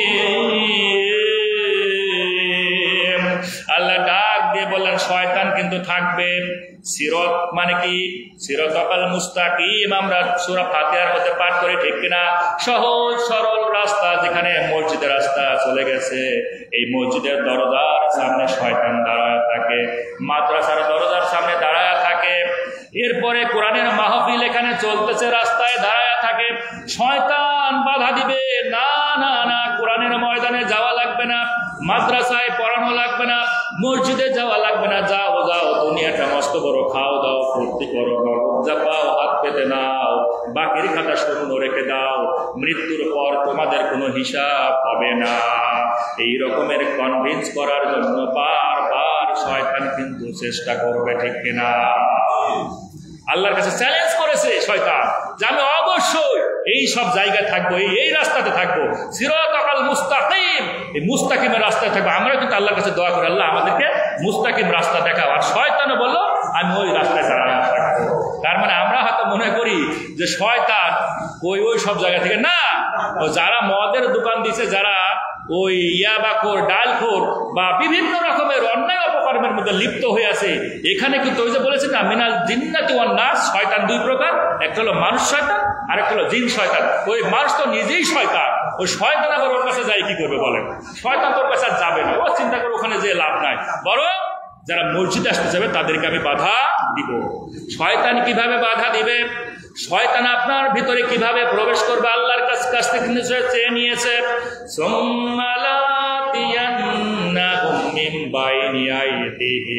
শয়তান বলল রব আমি কিন্তু মানুষের সামনের দিক থেকে ঢুকবো। কোন দিক থেকে ঢুকবে? সামনের দিক থেকে ঢুকবে, মানে আমাদের সামনের দিক থেকে শয়তান ঢুকবে। ওয়ামিন খালফিহিম, পেছনের দিক থেকে শয়তান ঢুকবে। ওয়ান আইমানিহিম, ডান দিক থেকে ঢুকবে। ওয়ান শামাইলিহিম, আল্লাহ বললেন শয়তান বাম দিক থেকে ঢুকবে। চতুর্দিক থেকে ঢুকে শয়তান আমাদের কল্পের মধ্যে গিয়ে কিন্তু খুশা দেওয়া শুরু করবে। শয়তান আমাদের কল্পের মধ্যে কিন্তু ওয়াসওয়াসা দিয়ে কি করবে? আমাদেরকে এই ভালো ভালো কাজ থেকে, আমল থেকে ফিরায়া রাখবে, ঠিক কিনা? এইসব ভালো ভালো কাজ যেন করতে না পারে শয়তান কিন্তু আমার চতুর্দিক থেকে কোথায় ঢুকবে? কোথায় যাবে? কোথায় যাবে? কল্পের মধ্যে, এই অন্তঃকরণের মধ্যে ঢুকে ওই জায়গাতে হাত দিয়ে রাখবে, একটা ব্লক করে দিবে, যাতে করে আল্লাহর কালাম, আল্লাহর কথা যেন সে শুনতে না পায়। আল্লাহ সুবহানাহু ওয়া তাআলা বললেন যে আমি অবশ্যই তোমাদের 4টা চোখ খুলে দিব। কয়টা চোখ? বাইরের 2টা চোখ আর অন্তরের 2টা চোখ। আল্লাহ বললেন ইন্নাল্লাযিনা তাকাও, যদি মুত্তাকি হইতে পারো, ইযা মাসসাহুম তাঈফুম মিনাশ শাইতান, শয়তান তোমার কলবের মধ্যে ঢুকবে আর নাট বল্টু লুজ করে দিবে। তাযাক্কারু, আমার কাছে জিডি করো, আউযু বিল্লাহি মিনাশ শাইতানির রাজীম। এটা যখন করবা, আল্লাহ বললেন ফাইজা হুম মুবসিরুন, আমার ভিতরে, তোমার ভিতরে, সমস্ত মানুষের ভিতরে আল্লাহ অন্তরের 2টা চোখ খুলে দিবে। অন্তরের চোখ যখন খুলে যাবে, শয়তান যখন চতুর্দিক থেকে ঢোকার চেষ্টা করবে, দেখতে পাবে কে? আল্লাহ তো দেখবে। আমার তো চোখ খুলে দিচ্ছে, আমি দেখবো না? অবশ্যই। যখনই আপনাকে এই দেখা মানে কি? এই দেখা মানে যে আপনি শয়তানকে দেখতে পাবেন তা না। আপনি খুব ভালো করে জানেন যে আজান চলতেছে, ইজা নুদিয়া লিস-সালাহ, সালাতের জন্য যখন মসজিদ থেকে আজান হয়, আমি যে আসতেছি না, এটা কে ওসওয়াসা দিচ্ছে? শয়তান দিচ্ছে না? এই মসজিদে যে আসতে বাধা দিচ্ছে, কে বাধা দিচ্ছে? শয়তান দিচ্ছে। তার মানে শয়তান আপনাকে আসতে দিচ্ছে না। এটাই তো আপনার চোখ খুলে দেওয়া, যে আমি তো যাচ্ছি না, নিশ্চয় আমি ভুলের মধ্যে আছি। যারা 5 ওয়াক্ত নামাজ আদায় করে, কোনো কারণে যদি সে নামাজটা ছেড়ে দেয়, অন্তঃকরণ বারবার তারে ধিক্কার দিবে, তুমি কিন্তু ভুল পথে আছো, তুমি কিন্তু শয়তানের ধোঁকায় পড়ে গেছো। সুতরাং তোমার চোখ খুলে দিলাম, এই চোখ দিয়ে তুমি শয়তানকে চেনো আর ভালো ভালো কাজ করো। অন্যায় যখনই হবে আপনার এই চোখ কিন্তু খুলে যাবে না। দিস ইজ রংফুল ওয়ার্ক, এটা খারাপ কাজ। সুতরাং you should not do this type of activities, এই ধরনের কাজ তোমার করা উচিত নয়। এ কথা কে বলতেছেন? আল্লাহ রাব্বুল আলামিন। এই জন্য অন্তরের চোখ খোলা লাগবে। কিন্তু অন্তরের চোখ খোলে না কাদের? এই ব্যাপারে আল্লাহ রাব্বুল আলামিন দলিল দিলেন সূরা হজ 22তম সূরা হজের 46তম আয়াতে কারিমার মধ্যে আল্লাহ ডাক দিয়ে বললেন আফালাম ইয়াসিরু ফিল আরদি ফাতাকুনা লাহুম কুলুবুন লা ইয়াতুনা বিহা আও আযানুন ইয়াসমাউনা বিহা ফাইন্নাহা তা'মাল আবসার ওয়ালাকিন তা'মাল কুলুবুল লাতী ফিস সুদূর। আল্লাহ ডাক দিয়ে বললেন আফালাম ইয়াসিরু ফিল আরদ, এই পৃথিবীর মানুষ কি দেশ ভ্রমণ করে না? আপনারা দেশ ভ্রমণ করেন নাই? চাচা তো বিদেশে ছিলেন না? বিদেশে ছিলেন। এখানে অনেকেই আছে সৌদি আরবে যান নাই? সৌদি আরবে যান নাই কি? অনেকেই গেছে, হজ করতে গেছে না? আমার চাচা কিন্তু হজ করতে গেছে। চাচা যান নাই? আবু জাহেলের বাড়িতে আপনি যান নাই? গিয়েছেন। আল্লাহ কিন্তু এই কথাটাই বলতেছেন আফালাম ইয়াসিরু ফিল আরদ, পৃথিবীর মধ্যে তোমরা কি দেশ ভ্রমণ করো না? আর দেশ ভ্রমণ যখন করেছো, অবশ্যই আবু জাহেলের বাড়িতে তোমরা গিয়েছো। তা আবু জাহেল যে কি পর্যায়ে ছিল আর কি ধরনের জালিম ছিল তোমরা কি দেখো নাই? আর দেখার পরে তার যে কি শাস্তি আমি নির্ধারণ করে দিয়েছি তোমরা কি জানো না? এখন তার বাসাটা কি অবস্থা আছে চাচা? ওখানে গেলে মানুষ কেউ না কেউ পায়খানা ফিরে আসে, ঠিক কিনা? কেউ না কেউ গিয়ে সেখানে কিন্তু পায়খানা ফিরে আসে। কার বাসাতে? আবু জাহেলের বাসাতে গিয়ে হাজিরা গিয়ে একবার করে পায়খানা ফিরবে। তা এটা হলো তার জন্য কি একটা শাস্তি। আল্লাহ বলেন আফালাম ইয়াসিরু ফিল আরদ, পৃথিবীর মধ্যে তোমরা কি দেশ ভ্রমণ করো নাই? আর এই জালিমদের সম্পর্কে তোমরা কি জানো না? সুতরাং যারা জানে, দেশ ভ্রমণ যারা করে, আর এই নিদর্শনগুলো যাদের অন্তরের মধ্যে থাকে, আল্লাহ রাব্বুল আলামিন বললেন ফাতাকুনা লাহুম কুলুবুন ইয়াকিলুনা বিহা আও আযানুন ইয়াসমাউনা বিহা, অবশ্যই তাদের অন্তঃকরণ আমি শক্তিশালী করে দিই, তাদের চক্ষুগুলোকে আমি শক্তিশালী বানায়া দিই। আল্লাহ বললেন সবচেয়ে দুর্ভাগ্য, কপাল পুরাতে হলো ওই মানুষ ফাইন্নাহা তা'মাল আবসার ওয়ালাকিন তা'মাল কুলুবুল লাতী ফিস সুদূর, যাদের ভিতরের মধ্যে 2টা অন্তঃকরণ আছে, এই অন্তঃকরণের মধ্যে যাদের চোখ আছে, এই চোখটা যারা দেখতে পায় না, বরং অন্ধ তো তাদের বাইরের চোখ নাই, অন্ধ হলো তার অন্তঃকরণের মধ্যে ওই 2টা চোখ। বাইরের চোখ কিন্তু অন্ধ নয়, অন্ধ হলো অন্তঃকরণের বক্ষস্থিত অর্থাৎ বুকের মধ্যে যে চোখ আছে, এই চোখ দুটো হলো ওই মানুষগুলো অন্ধ, যারা চোখ থাকার পর, এই অন্তঃকরণ থাকার পরেও, এই আবু জেহেলের বাড়ি দেখার পরেও, ফেরাউনের দেশ দেখার পরেও, মিশরে আমরা অনেকেই যাই, মিশরে যাওয়ার পরে ফেরাউনের চিত্র দেখার পরেও যাদের অন্তরের মধ্যে আল্লাহর ভয় আসে না, আর এই চক্ষু দিয়ে এই নিদর্শনগুলো দেখার পরেও যারা আল্লাহ সুবহানাহু ওয়া তাআলার কি করে না, তাবেদারি করে না, আনুগত্য করে না, আল্লাহ বলেন এরা হলো, এদের বাইরের চোখ অন্ধ নয় বরং অন্ধ হলো, ওয়ালাকিন তা'মাল কুলুবুল লাতী ফিস সুদূর, তার অন্তরের মধ্যে যে দুটো চোখ আছে, এই চোখ দুটো হলো অন্ধ, ঠিক কিনা? তাহলে এই অন্তরের চোখ খোলা লাগবে।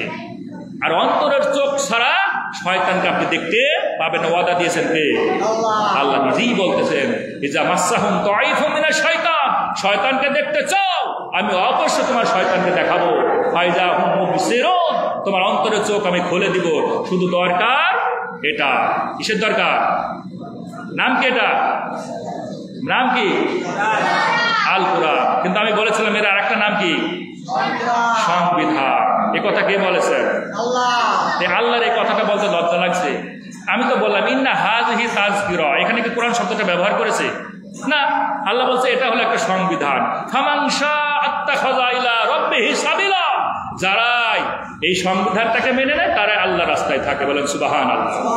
আর অনেকেই থাকবে দেখবেন 10 বার হজ করে এসেছে, বড় বড় লম্বা লম্বা ওই মুখে দাড়ি ও জুব্বা আছে, মাথায় ভালো টুপি আছে, এত ইবাদত বন্দেগী করে, কিন্তু আল্লাহর দরবারে কবুল হয় না। একটাই কারণ হলো ইলা রাব্বিহি সাবিলা, তারা আল্লাহ রাস্তায় থাকে না। এই যে বলছে ফামান শাআ আত্তাখাযা, যারা এই সংবিধানটাকে মেনে নেয় না, আর যারাই মেনে নেয় তারা আল্লাহ রাস্তায় থাকে।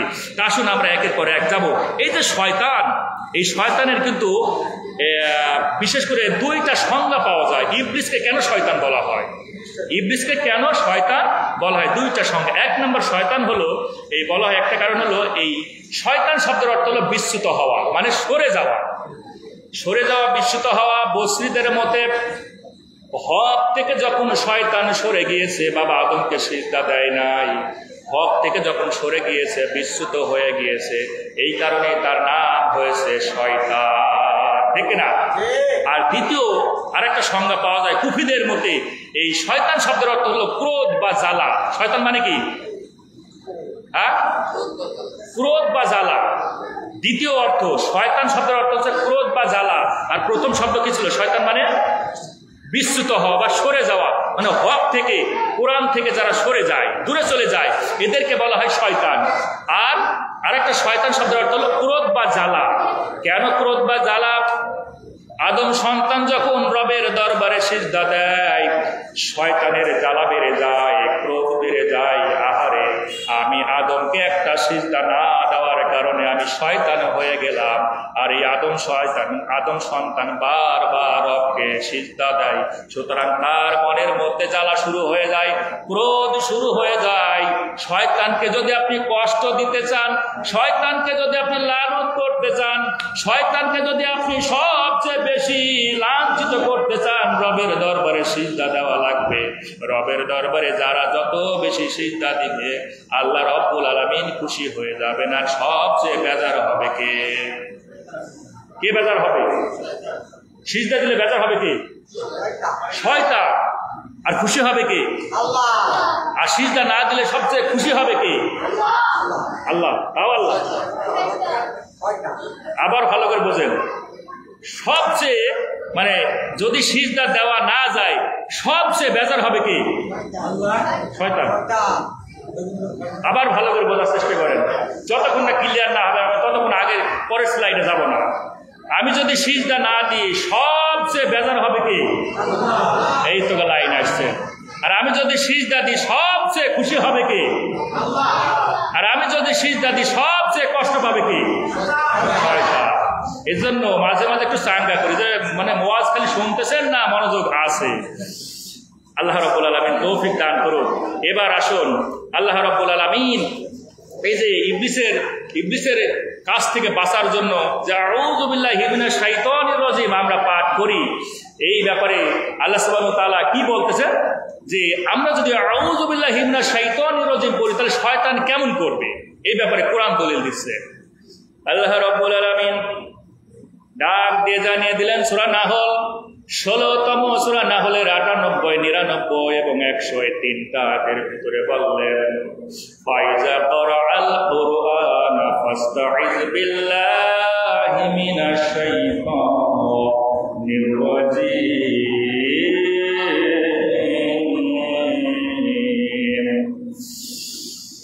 জানো ফাইজা ক্বরাআল কুরআন, যখন তোমরা কোরআন তেলাওয়াত করবা, কোরআন যখন পড়বা, ফাস্তাইজ বিল্লাহি মিনাশ শাইতানির রাজিম, তখন তোমরা বলবা আউযু বিল্লাহি মিনাশ শাইতানির রাজিম।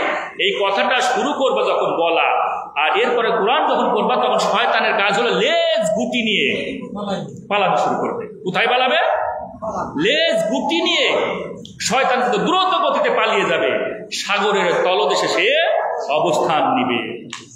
আবার যখন আপনি কোরআন পড়া বন্ধ করে দিবেন, শয়তান আবার চলে আসবে, আপনার অন্তরের মধ্যে হাত দিবে, ওই যে ওয়াসওয়াসা দিবে যেন অন্তরের চোখ আপনার না খোলে।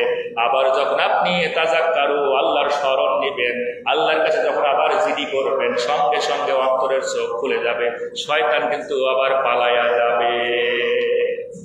আল্লামা শায়খ আহমদ ইবনে মুহাম্মদ সাবির রাহমাতুল্লাহ আলাইহি বলতেছেন যে আউযু বিল্লাহি মিনাশ শাইতানির রাজিম যদি কেউ পাঠ করে তাহলে এই গায়রুল্লাহ থেকে সে পবিত্র হয়ে যায়। কি থেকে?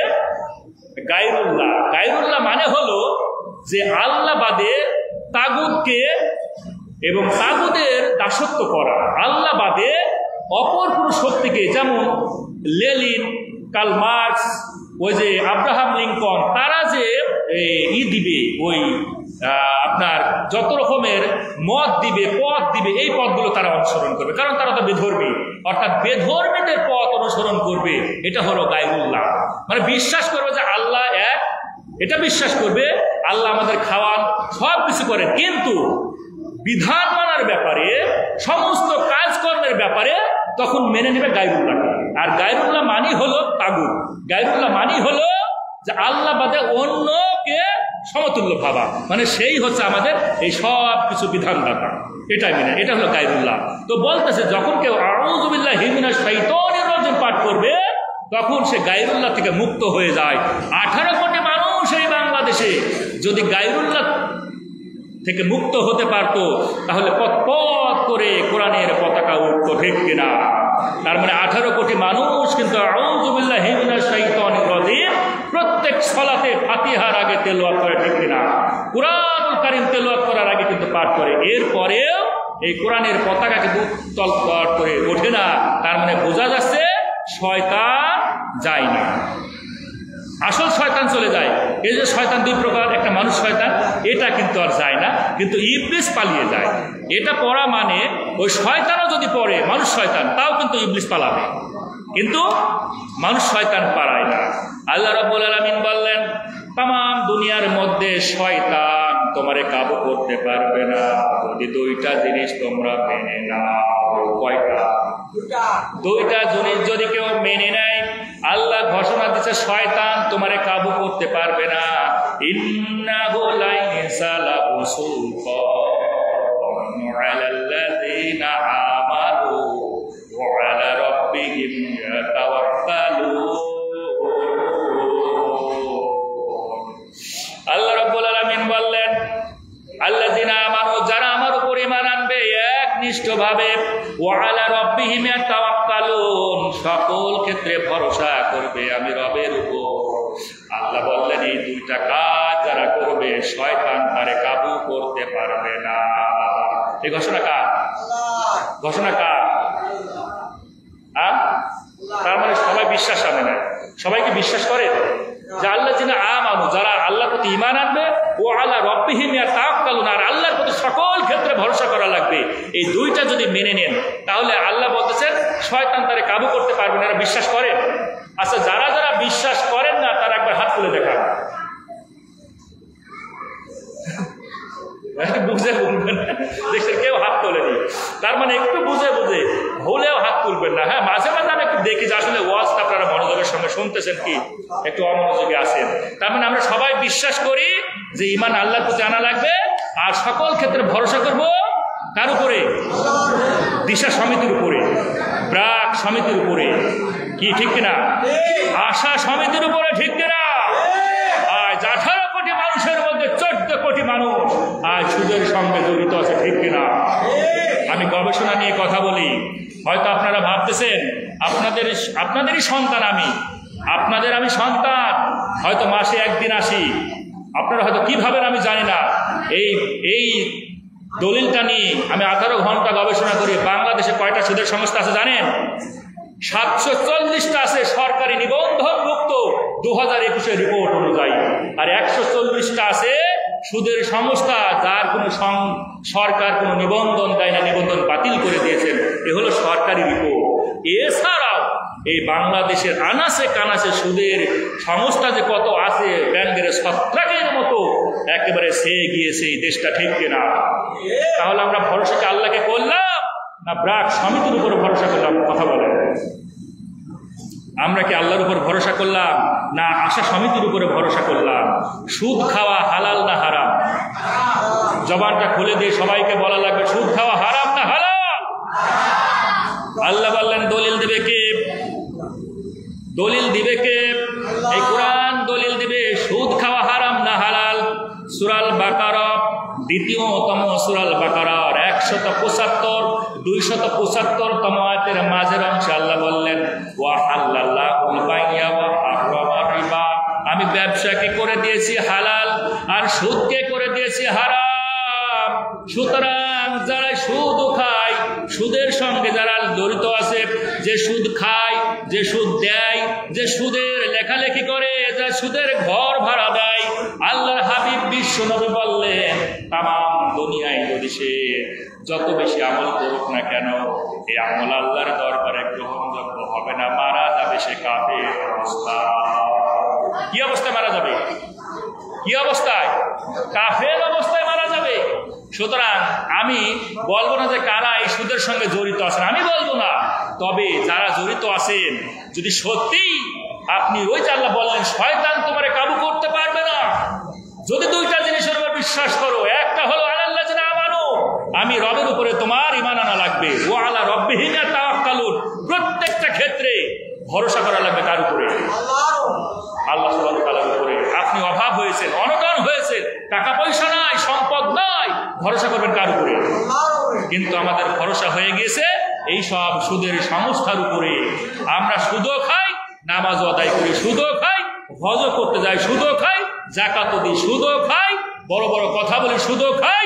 এই কোরআনের বগলে নিয়ে আমরা সবচেয়ে সমাজের মধ্যে একবার বড় মানুষ সেজে বসে আছি, ঠিক কিনা? আমি যেখানে বাসা নিয়ে থাকি সেখানে আমার বাসার নিচে একটা সুদের সংস্থা, ওর নাম হলো বটো। নাম কি? বটো। আর আমার বাসার সামনে একটা আছে, ওর নাম হলো দিশা সমিতি, আর তার পাশে একটা আছে জাগরণী চক্র।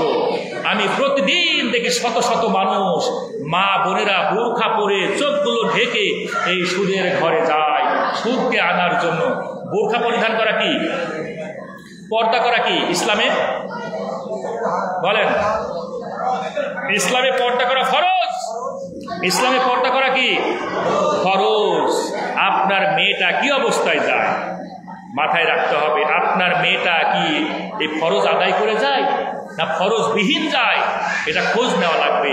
আপনার মেয়েটা কি টাকনুর উপরে পোশাক পরে স্কুলে যায় না টাকনুর নিচে পোশাক পরে স্কুলে যায়? আপনার মেয়েটা মাথার চুলগুলোকে আলগা করে স্কুলে যায় না চুলগুলো ঢেকে স্কুলে যায়? আপনার মেয়েটা কি বুকের উপরে সুন্দর করে উড়না একটা পেঁচিয়ে বড় একটা চাদর ব্যবহার করে স্কুলে যায় নাকি উড়নাটা গলায় পেঁচিয়ে স্কুলে যায়? এই খোঁজ খবর কে নিবে? এই বাবুরা তোমরা কথা বলো না, এই ছোট ছোট বাচ্চারা তোমরা কথা বলো না। কোরআনের ময়দানে কথা বলে রহমত দেবে নাকি? লাআল্লাকুম তুরহামুন। আল্লাহ আগেই বলেছে দুইটা কাজ করা লাগবে, চুপ করা লাগবে, কথা বলা যাবে না, তাহলে বৃষ্টি ধারার মতো রহমত দিবে আল্লাহ। তো আমাদেরকে খোঁজ দিতে হবে যে আমাদের সন্তানগুলো কি অবস্থায় যায়। এই যে বোরখা পরা, পর্দা করা ফরজ, ঠিক না? তো সেই পর্দা মেনটেন করে মা বোনেরা যায় সুদের কারখানায় সুদগুলো উত্তোলন করার জন্য। কারণ পুরুষদেরকে তো সুদ দেয় না, সুদ দেয় কাদের? কাদেরকে সুদ দেয়? আমার কথায় কি রাগ করতেছেন? আমার কথায় কি রাগ করতেছেন?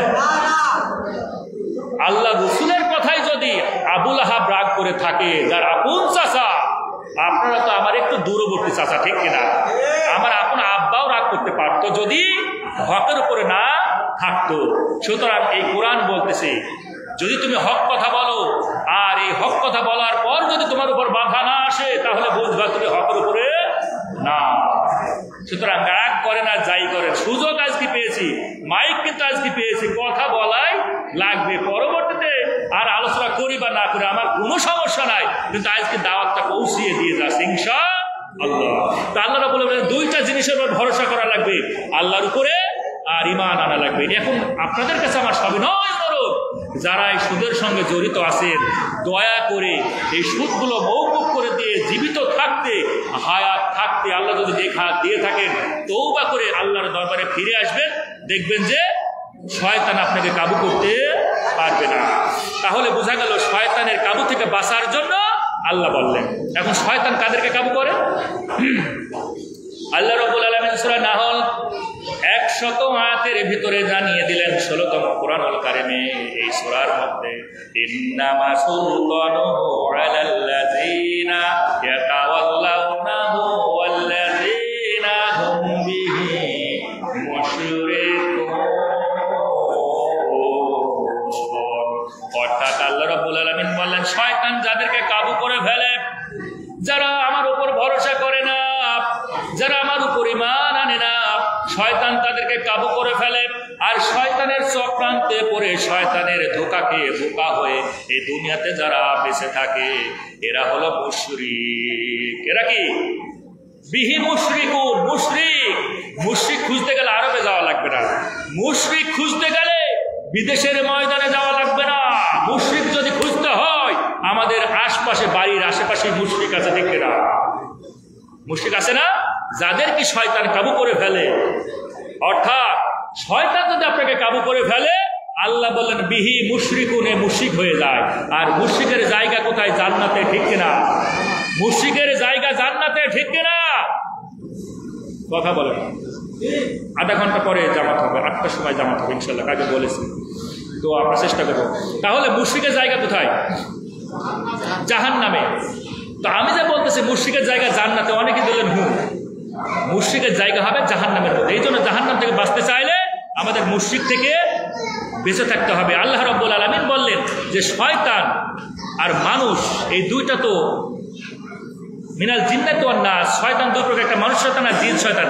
আমরা একটু পার্থক্য করব, জাস্ট এই মানুষ শয়তান আর জিন শয়তানের মধ্যে পার্থক্য কি দেখেন। তাফসীর ইবনে কাসিরের মধ্যে আসতেছে মানুষের শত্রুতা প্রকাশ্য। আচ্ছা, আজান দিয়ে নামাজ শুরু করবো, আজান দিয়ে একবারে নামাজ শুরু করবো। নাম হচ্ছে 8টার সময় জামাত হবে, তো 10 মিনিট আগে বা 5 মিনিট আগে আজান দিয়ে তারপরে আমরা যাব। কত বাজে এখন? 30 বাজে না? হ্যাঁ, আমি বললাম যে 8টার সময় জামাত করবো, 8টা। তো যে কথা বলতেছিলাম, দেখেন যে মানুষের শত্রুতা প্রকাশ্য, মানুষ শয়তান যেগুলো, তাদেরকে কি হয়? তাদের শত্রুতা প্রকাশ্য, কিন্তু শয়তানের শত্রুতা কি? অপ্রকাশ্য। শয়তানকে দেখা যায়? কথা বলবেন, এই লাইনগুলোর মধ্যে একটু গুরুত্ব সহকারে দেখবেন। মানুষ সদাচর যদি মানুষ শয়তান হয়, তাকে আপনি ভালোবাসা দিয়ে, তাকে খোসামত করে কিন্তু নামাজি বানানো সম্ভব, ঠিক কিনা? তাকে কিন্তু নামাজি বানানো যায়। মানুষ যদি শয়তান হয়, একজন হয়তো সুদের সঙ্গে জড়িত আছে, তাকে ভালোবাসা দিয়ে, সুদ মুক্ত করে দিয়ে নামাজের মধ্যে যদি নিয়ে আসা যায়, এক সময় সে কিন্তু সবচেয়ে পাক্কা মুসল্লিতে পরিণত হয়ে যায়, ঠিক কিনা? কিন্তু শয়তানকে যদি আপনি তোষামত করেন, বন্ধুত্ব করতে যায়, যে মানুষ শয়তানকে বন্ধুত্ব করতে যাবে, সে নিজেই কি হয়ে যাবে? শয়তান হয়ে যাবে। 3 নম্বর বিষয় হলো প্রকাশ্য শত্রু মানুষকে, অর্থাৎ প্রকাশ্য শত্রু শয়তান না, মানুষ শয়তানকে যদি হত্যা করেন, শহীদ মর্যাদা আল্লাহ রাব্বুল আলামিন দিবেন। আর যদি হত্যা করতে নাও পারেন, জিহাদের ময়দানে যদি হত্যা করতে নাও পারেন, বিজয় যদি হয়ে যায়, তবে আপনি মুজাহিদ হয়ে বেঁচে থাকবেন। কিন্তু ইবলিসকে তো দেখা যায় না, তারে কি হত্যা করা যাবে? হত্যা করা যাবে না। এবার 4 নম্বর দেখেন, মানুষ শয়তান চোখে দেখা যায়, আবার সে আমাদেরকেও কিন্তু দেখতে পায়। মানুষ শয়তান, আমরাও মানুষ শয়তানকে দেখতে পারি, আবার মানুষ শয়তানও আমারে দেখতে পায়। কিন্তু শয়তান আমাদেরকে দেখতে পায়। আমরা কি শয়তানকে দেখতে পাই? কথা বলে দেখতে পাই না। পঞ্চমতম বিষয় হলো আমরা আল্লাহর কাছে যখন আশ্রয় চাই যে রব আউযু বিল্লাহি মিনাশ শাইতানির রাজিম, রব তোমার কাছে জিডি করলাম এই ইবলিসের হাত থেকে আমরা বাঁচতে চাই, এই দোয়াটা যখন করবে তখন ইবলিস কিন্তু আমাদের দেখে, আমরা ইবলিসকে দেখি না। আল্লাহ ইবলিসকে দেখে, ইবলিস কিন্তু আল্লাহকে দেখে না। তার মানে আল্লাহ রাব্বুল আলামিন আমাদেরকেও দেখে, ইবলিসকেও দেখে। ইবলিস আমাদেরকে দেখে, আল্লাহকে দেখে না। তার মানে পাওয়ার কার বেশি? পাওয়ার কার বেশি? জবানটা খুলে দিয়ে বলেন পাওয়ার কার বেশি? তাহলে সেই রবের উপর ভরসা না করে ইবলিসের কর্মকাণ্ডের উপর যদি ভরসা করেন, তাহলে কি আমরা রবের কাছে গিয়ে জায়গা পাবো? চাষা জায়গা পাবো? পাবো না। এই জন্য শক্তিশালী সেই রবের উপর আমাদের কিন্তু ভরসা করা লাগবে। আসুন এরপরে আল্লাহ রাব্বুল আলামিন এই তাফসীর ইবনে কাসিরের মধ্যে আসতেছে যে আমরা যদি আউযু বিল্লাহি মিনাশ শাইতানির রাজিম পাঠ করি তাহলে আমাদের বেনিফিট কয়টা উপকার হবে। এখানে তাফসীর ইবনে কাসির রাহমাতুল্লাহ আলাইহি তিনি বলতেছেন 5টা উপকার হবে। 1 নম্বর উপকার, কেউ যদি এই দোয়াটা পাঠ করে তাহলে তার মুখের পবিত্রতা বৃদ্ধি পায়। কি পায়? মুখের পবিত্রতা অর্জন হয়। দ্বিতীয় বেনিফিট হলো যখন সে এই কালামুল্লাহ তেলাওয়াত করে আর কোরআন কারীম তেলাওয়াতের পূর্বে যখন আউযু বিল্লাহি মিনাশ শাইতানির রাজিম পাঠ করে তার মুখ থেকে সুগন্ধি বের হয়। কি বের হয়? এখন যারা এই কোরআনুল কারীম তেলাওয়াত করে তাদের মুখের কাছে নিয়ে গিয়ে যদি দেখেন যে না তো সুগন্ধি বের হয় না, তাহলে তো মনে হবে যে কোরআন তাহলে কি সত্য না? অবশ্যই কোরআনুল কারীম সত্য। আচ্ছা, যারা সিগারেট বিড়ি খায় তাদের মুখের কাছে যদি মুখ নিয়ে যান তাহলে সুগন্ধি বের হবে না দুর্গন্ধ বের হবে? কথা বলেন, দুর্গন্ধ বের হবে। যদি কেউ সিগারেট বিড়ি খায় ওই রকমের নাপাক জিনিস যদি কেউ ভক্ষণ করে তার মুখ থেকে যদি দুর্গন্ধ বের হয় তাহলে নিঃসন্দেহ কেউ যদি কোরআনুল কারীম তেলাওয়াত করে আউযু বিল্লাহ পাঠ করে অবশ্যই তার মুখ থেকে সুগন্ধি বের হবে। ঠিক কিনা? এটাই হলো বাস্তবতা। আর 3 নম্বর হলো আল্লাহ সাহায্য প্রার্থনা করা। এটা মানে হলো আল্লাহর কাছে জিডি করা, মানে আমরা আল্লাহর কাছে প্রার্থনা করতেছি আমরা শয়তান থেকে তোমার কাছে বাঁচতে চাই। 4 নম্বর হলো বান্দা তার কি করে অক্ষমতা প্রকাশ করে যে রব আমার তো ক্ষমতা নাই যে আমি শয়তানের কাছ থেকে বাঁচতে পারবো, সুতরাং আমি তোমার কাছে সাহায্য চাচ্ছি।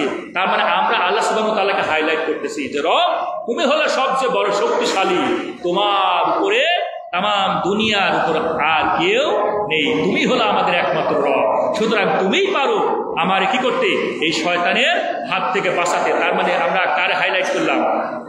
আল্লাহর হাইলাইট করলাম।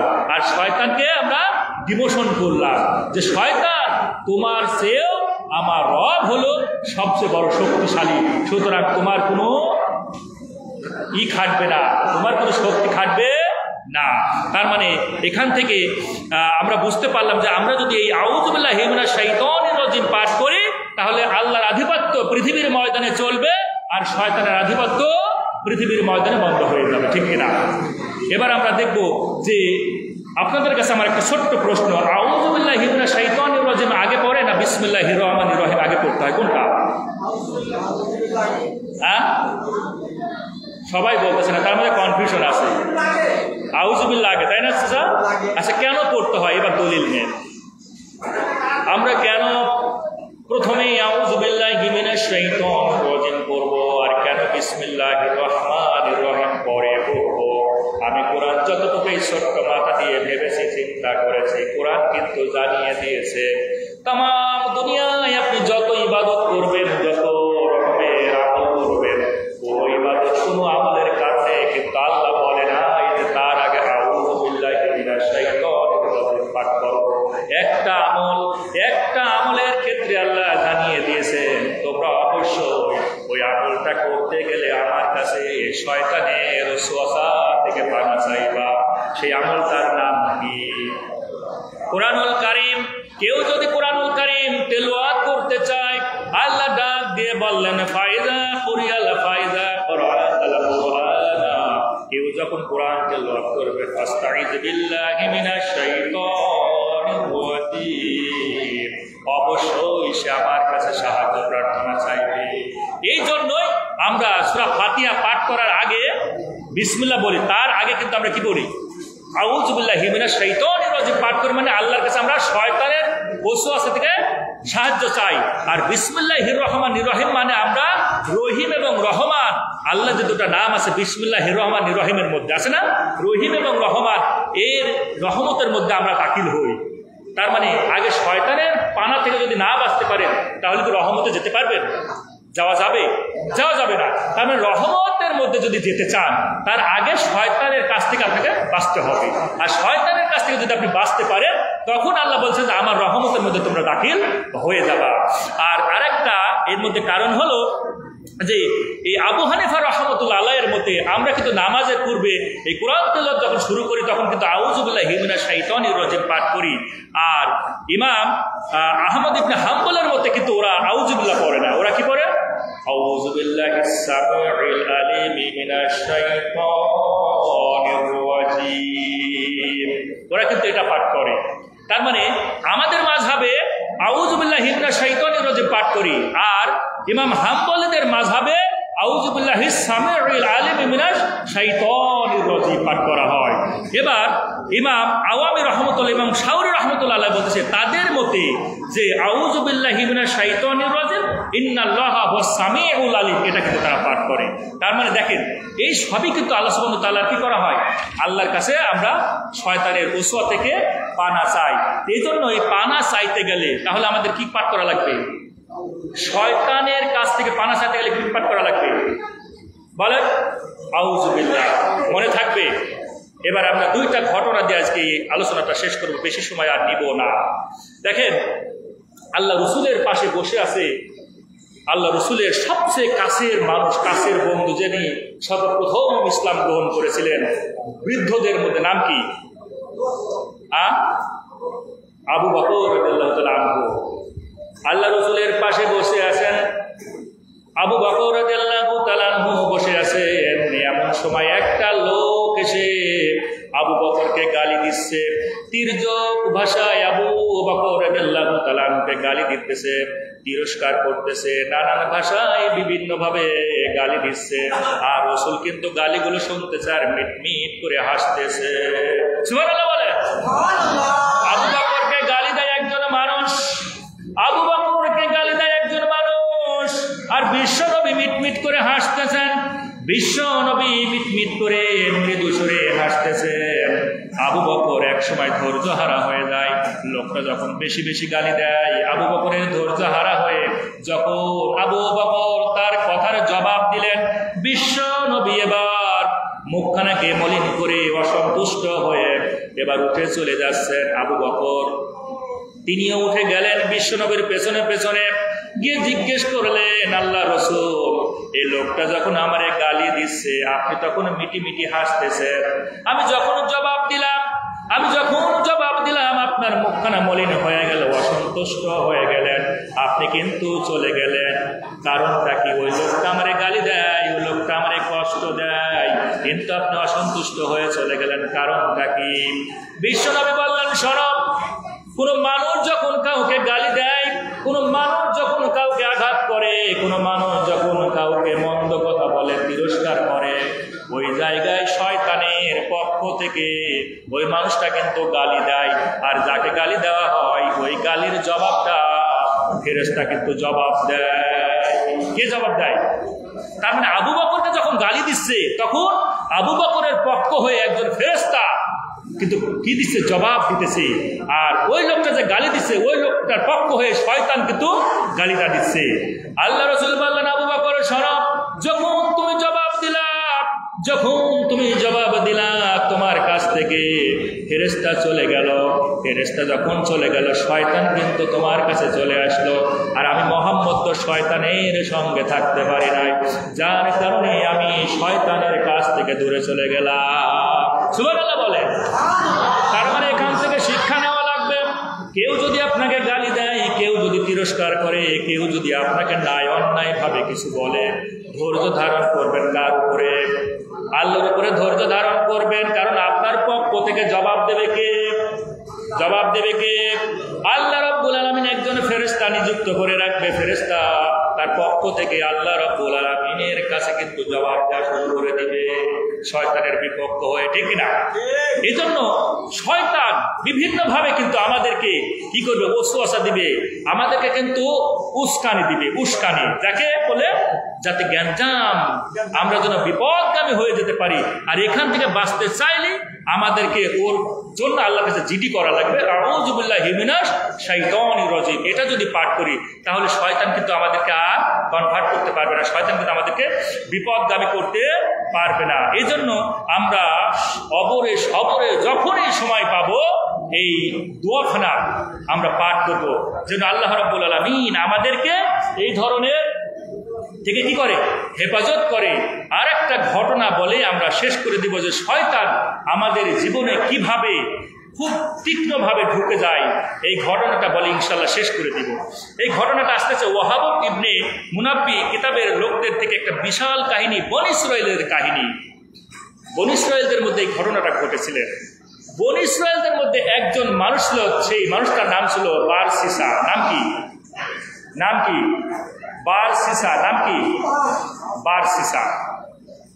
এই বারসিসা ওই বনী ইসরাঈলের ওই সময়কার সবচেয়ে একজন ধার্মিক মানুষ, আল্লাহর ইবাদত নিয়ে পড়ে থাকতো, সব সময় আল্লাহর গুণগান করত।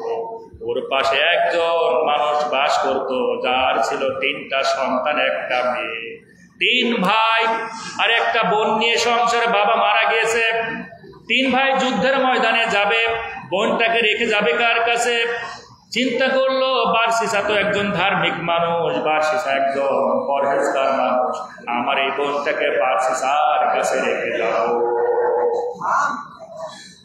এবার কি করলেন?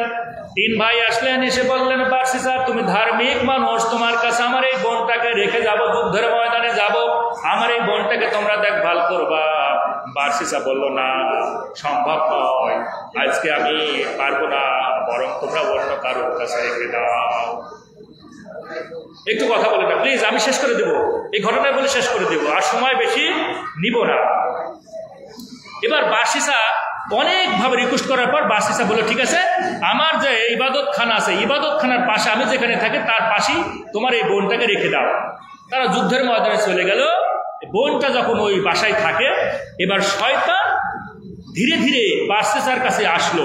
বারসিসা কি করলো, এই যে খাবার বোনটাকে দেওয়া লাগে, বারসিসা তার মানে যেখানে বসবাস করতো সেখানে তালা মেরে দিয়ে খাবারটা রেখে ইবাদত খানায় চলে যেত, আর ওই মেয়েটা ওখান থেকে এসে এই খাবারটা গ্রহণ করতো। আস্তে আস্তে শয়তান তার ওয়াসওয়াসা দিতে লাগলো, আর মনের মধ্যে বলতে লাগলো যে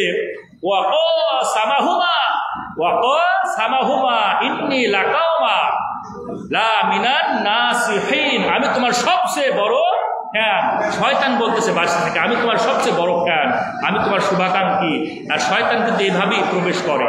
বলো তুমি কি করতেছো, এই যে খাবারটা এইভাবে দিতেছো, মেয়েটা তো এখান থেকে আসতেছে, অনেকে দেখতে পায় যে মেয়েটা খাবারটা নিতে আসতেছে, সুতরাং তুমি খাবারটা বরং এই খাবারটা তোমার বাসার কাছে না রেখে মেয়েটার বাসার সামনে রেখে দিবা, তাহলে কি হবে, মেয়েটা ওখান থেকে নিয়ে খাবারটা খাবে, কেউ দেখতে পাবে না যে মেয়েটা এখানে আসা যাওয়া করে, তার কোনো ক্ষতিও হবে না। শয়তানের এই কথাই শুনে বারসিসা মনে করলো ঠিক তো, আমি যদি এই দূরত্ব বজায় রাখি তাহলে একসময় মানুষগুলো কিন্তু দেখে ফেলবে। এবার খাবারগুলো নিয়ে কিন্তু ওই মহিলার পাশে রেখে দিলেন তার ঘরের সামনে। কিছুদিন পর আবার শয়তান এলেন, বারসিসার অন্তরের মধ্যে আবার কুমন্ত্রণা দিলেন আর বললেন বারসিসা মেয়েটা তো একা একা থাকে, তুমি যদি এই মেয়েটার সঙ্গে কথা বলো দূর থেকে তাহলে তো মেয়েটা একাকিত্ব হবে না। বারসিসা চিন্তা করলো তাই তো, মেয়েটা একা থাকে, আমি যদি একটু কথা বলি তাহলে হয়তো একাকিত্ব দূর হয়ে যাবে। এবার বারসিসা মেয়েটার সঙ্গে কথা বলা শুরু করলেন। বারসিসা তার ইবাদত খানা থেকে, মেয়েটা তার বাসা থেকে, দুজনেই কথা বলা শুরু করলেন। এরপরে আস্তে আস্তে আবার শয়তান আসলেন। শয়তান এসে বলতেছেন বারসিসা তুমি যে দূর থেকে কথা বলো অনেক মানুষ হয়তো দেখে ফেলবে, বরং তুমি মেয়েটা রুমের মধ্যে যাও, রুমের মধ্যে গিয়ে কথা বলো, তাহলে কেউ দেখতে পাবে না। বার্সিসা চিন্তা করলো, তাই তো, আমি তো দূর থেকে কথা বলি, হয়তোবা দূরে দূরে কথা বললে মানুষ দেখে ফেলবে। এরপরে বার্সিসা চলে গেলেন ওই মহিলাটার গৃহে, মহিলাটার কাছে চলে গেলেন। এবার কিন্তু ক্লোজলি কথা বলা শুরু করলেন। এরপরে শয়তান আবার প্রবেশ করলেন অন্তরের মধ্যে, প্রবেশ করে জিজ্ঞেস করলেন, বার্সিসা তুমি যে কথা বলতেছো, এইভাবে আস্তে আস্তে শয়তান তারে সৌন্দর্য করে দেখালো। আল্লাহর কোরআন সাক্ষী, আল্লাহ কোরআনুল কারীমের মধ্যে বললেন, ইন্নাল্লাযিনা তাদউ আলা আদবারিহিম মিন বা'দি মা তাবায়্যানা লাহুমুল হুদা শাইতান সাওয়ালা লাহুম। আপনি যখন কোরআন থেকে দূরে যাবেন, ইবাদত থেকে দূরে যাবেন, শয়তান সমস্ত পৃথিবীর গুলো সৌন্দর্যগুলো আপনার সামনে দিবে। এই পৃথিবীর যা কিছু আছে শয়তান আপনার সামনে সৌন্দর্য করে তুলবে। অর্থাৎ মেয়েটাকে বার্সিসার কাছে সৌন্দর্য করে তুললো। বার্সিসার কাছে যখন মেয়েটা অনেক সুন্দর হয়ে গেলেন, মেয়েটার অন্তরের মধ্যে কুমন্ত্রণা দিলেন বার্সিসা। এরপরে দুজনেই এক পর্যায়ে তারা অবৈধভাবে সম্পর্ক গড়ে তুললো, বাচ্চা হয়ে গেল। এবার বাচ্চা হওয়ার পর শয়তান এবার বার্সিসাকে বলতেছে, বার্সিসা তুমি যদি এই সন্তানটাকে মেরে না ফেলো, তাহলে এর তো ভাই এসে তোমারে শেষ করে ফেলবে, তোমার ভাই এসে শেষ করে ফেলবে। সুতরাং অবশেষে কি করলো, বার্সিসা এই সন্তানটাকে, নবজাতক শিশুকে মেরে ফেললেন। মেরে ফেলার পর আবার শয়তান তার অন্তর মধ্যে সে বলল যে, বার্সিসা সন্তান তো মেরে ফেললা, কিন্তু মেয়েটা তার ভাই এলে তো বলে দিবে যে আমার সঙ্গে যে এই ধরনের আচরণ করেছে, সুতরাং তুমি মেয়েটাকেও মেরে ফেলো। বার্সিসা কি করলেন, মেয়েটাকেও মেরে ফেললেন। মেরে ফেলার পর যখন ভাই তার কাছে আসলেন, 3 ভাই যুদ্ধের ময়দান থেকে ফিরে আলেন। আসার পর জিজ্ঞেস করছে, আমার বোন কই? তো বলছে, তোমার বোন মারা গিয়েছে অমুক জায়গায় কবর। এরা মেনে নিল। ঘুমের মধ্যে, স্বপ্নের মধ্যে শয়তান দেখাচ্ছে যে তোমার বোনকে এই ধার্মিক বার্সিসা নিজ হাতে হত্যা করেছে, এই ধরনের কাজকর্ম করেছে। এবার বার্সিসাকে ধরে নিয়ে গেলেন। নিয়ে গেলে রাজার কাছে নিয়ে গিয়ে কতল করা হবে। বার্সিসার কাছে আবার শয়তান আসলেন, এসে বললেন, বার্সিসা তুমি যদি বাঁচতে চাও, আমি যা বলবো তাই করো, তাহলে বেঁচে যাবা। এরপরে নামাজের পরে শেষ করে 1 মিনিট। আচ্ছা 1 মিনিট। এরপরে 2 মিনিটের মধ্যে ইনশাল্লাহ শেষ হয়ে যাবে। এরপর মনোরাত করে শেষ করতে হবে। তো বার্সিসা অবশেষে এই যে দেখেন, শয়তানগুলো তুমি যদি আমার সিজদা দাও তাহলে তুমি রেহাই পাবা। অবশেষে বার্সিসা ওই ইবলিসকে সিজদা পর্যন্ত দিল। সিজদা দেওয়ার পরেও এই বার্সিসা রেহাই পেলেন না, পরে মারা গেলেন। তো দেখেন শয়তান কিভাবে অন্তরের মধ্যে ধীরে ধীরে প্রবেশ করে এবং আমাদেরকে কনভিন্স করে খারাপ জগতে নিয়ে যাওয়ার জন্য। আল্লাহ রাব্বুল আলামিন আমাদেরকে এই শয়তানের ওয়াসওয়াসা থেকে বাঁচার জন্য যে দোয়া শিখায়া দিলেন, এই আউযু বিল্লাহি মিনাশ শাইতানির রাজিম, এর জন্য আমরা সবসময় পাঠ করি আর শয়তানের কাছ থেকে যেন আমরা হেফাজত থাকতে পারি। আল্লাহ রাব্বুল আলামিন সেই তৌফিক দান করুক। আসলে এইভাবে আলোচনাটা গোছানো সম্ভব নয়। এরপরে যতটুকু আলোচনা করলাম দ্রুত গতিতে, আল্লাহ রাব্বুল আলামিন ভুলভ্রান্তি মাফ করে দিয়ে আজকে আমরা আমাদের পিতামাতার জন্য দোয়া করবো। আমরা এই মহল্লা যারা মারা গেছে পুরো পৃথিবীর জন্য দোয়া করবো। এরপরে আমরা ইনশাল্লাহ শেষ করে দিব। একটু আজানটা দিয়ে তারপরে মোনাজাত করে আমরা নামাজ পড়ছি। আজানটা দিয়ে তারপর মোনাজাত করে নামাজ পড়ছি। না